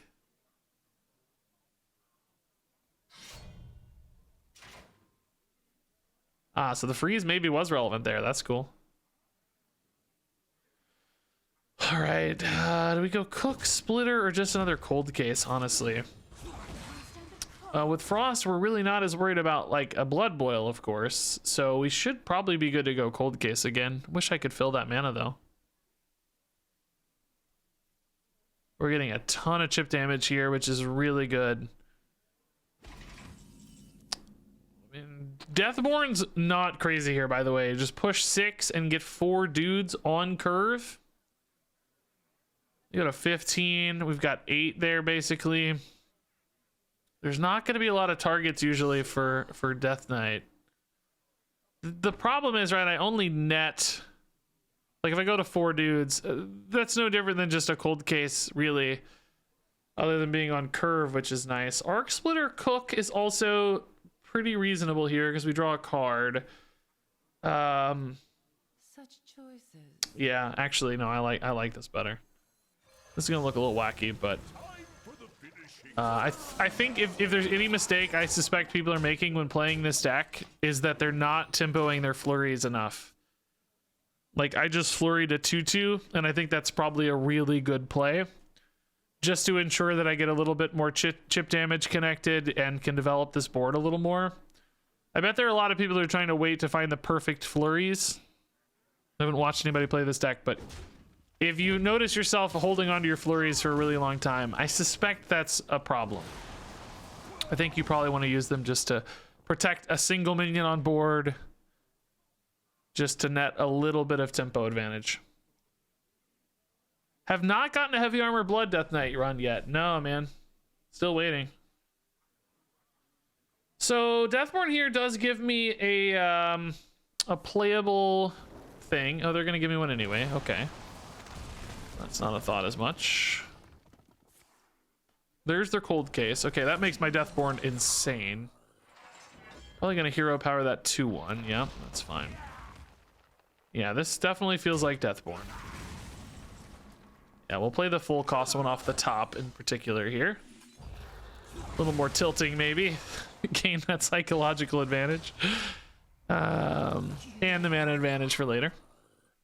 So we might see the board frozen here. That's probably fine. We can likely just Deathborn again. And that thing will very likely die. And I will get another board and some chip damage. And...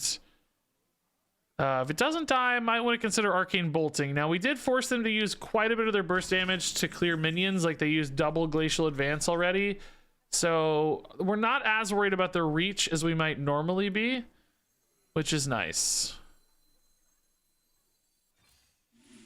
Let's see where this connects. Okay. Yeah, let's actually just ping to be particularly mana efficient here. We pinged first.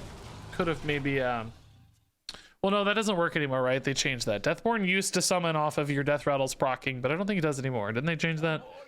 I think so. Now, they do have an active Vizier, so this could give them a Blood Boil this turn. Unlike last game.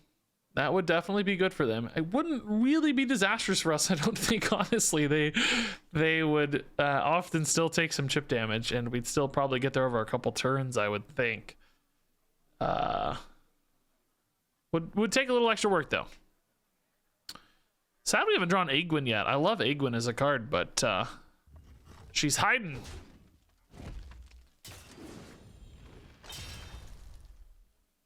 Deck doesn't really have any cool legendary for the thumbnail. I gotta figure out what to put in the thumbnail. Prismatic Elemental's pretty sick looking. Arcane Worm would be a decent thumbnail card. Oh, they hit the Blood Boil. Nice. Well done, man. Oh, they're going all in. They're gonna Astalor next turn. If these hit face enough, do I have any lethal outs?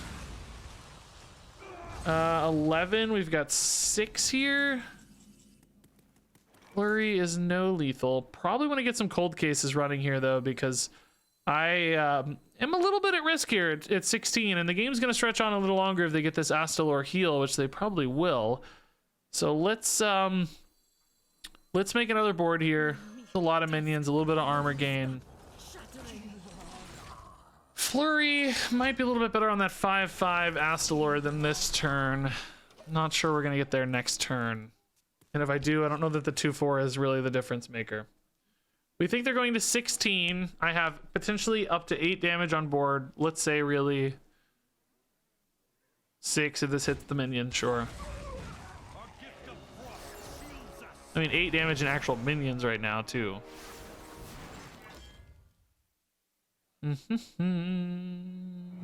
Sarian won't matter. Yeah, that's gotta be game, right?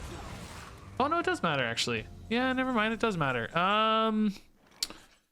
So 6, 9, and 6 is 15 plus ping.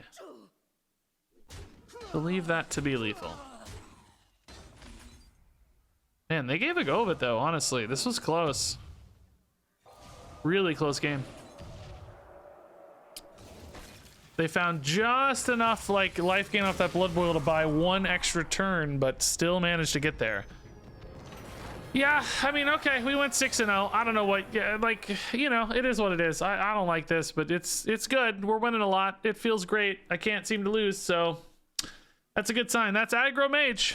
Enjoy. Go forth and prosper on the ladder, I guess. Time to begin. Thanks for the 5 months, man. More tryhard. Yeah, I don't have too much tryhard in me. Maybe someday we get another opportunity, but don't expect it to be often. It's just not as much fun for me. It's just goofing off.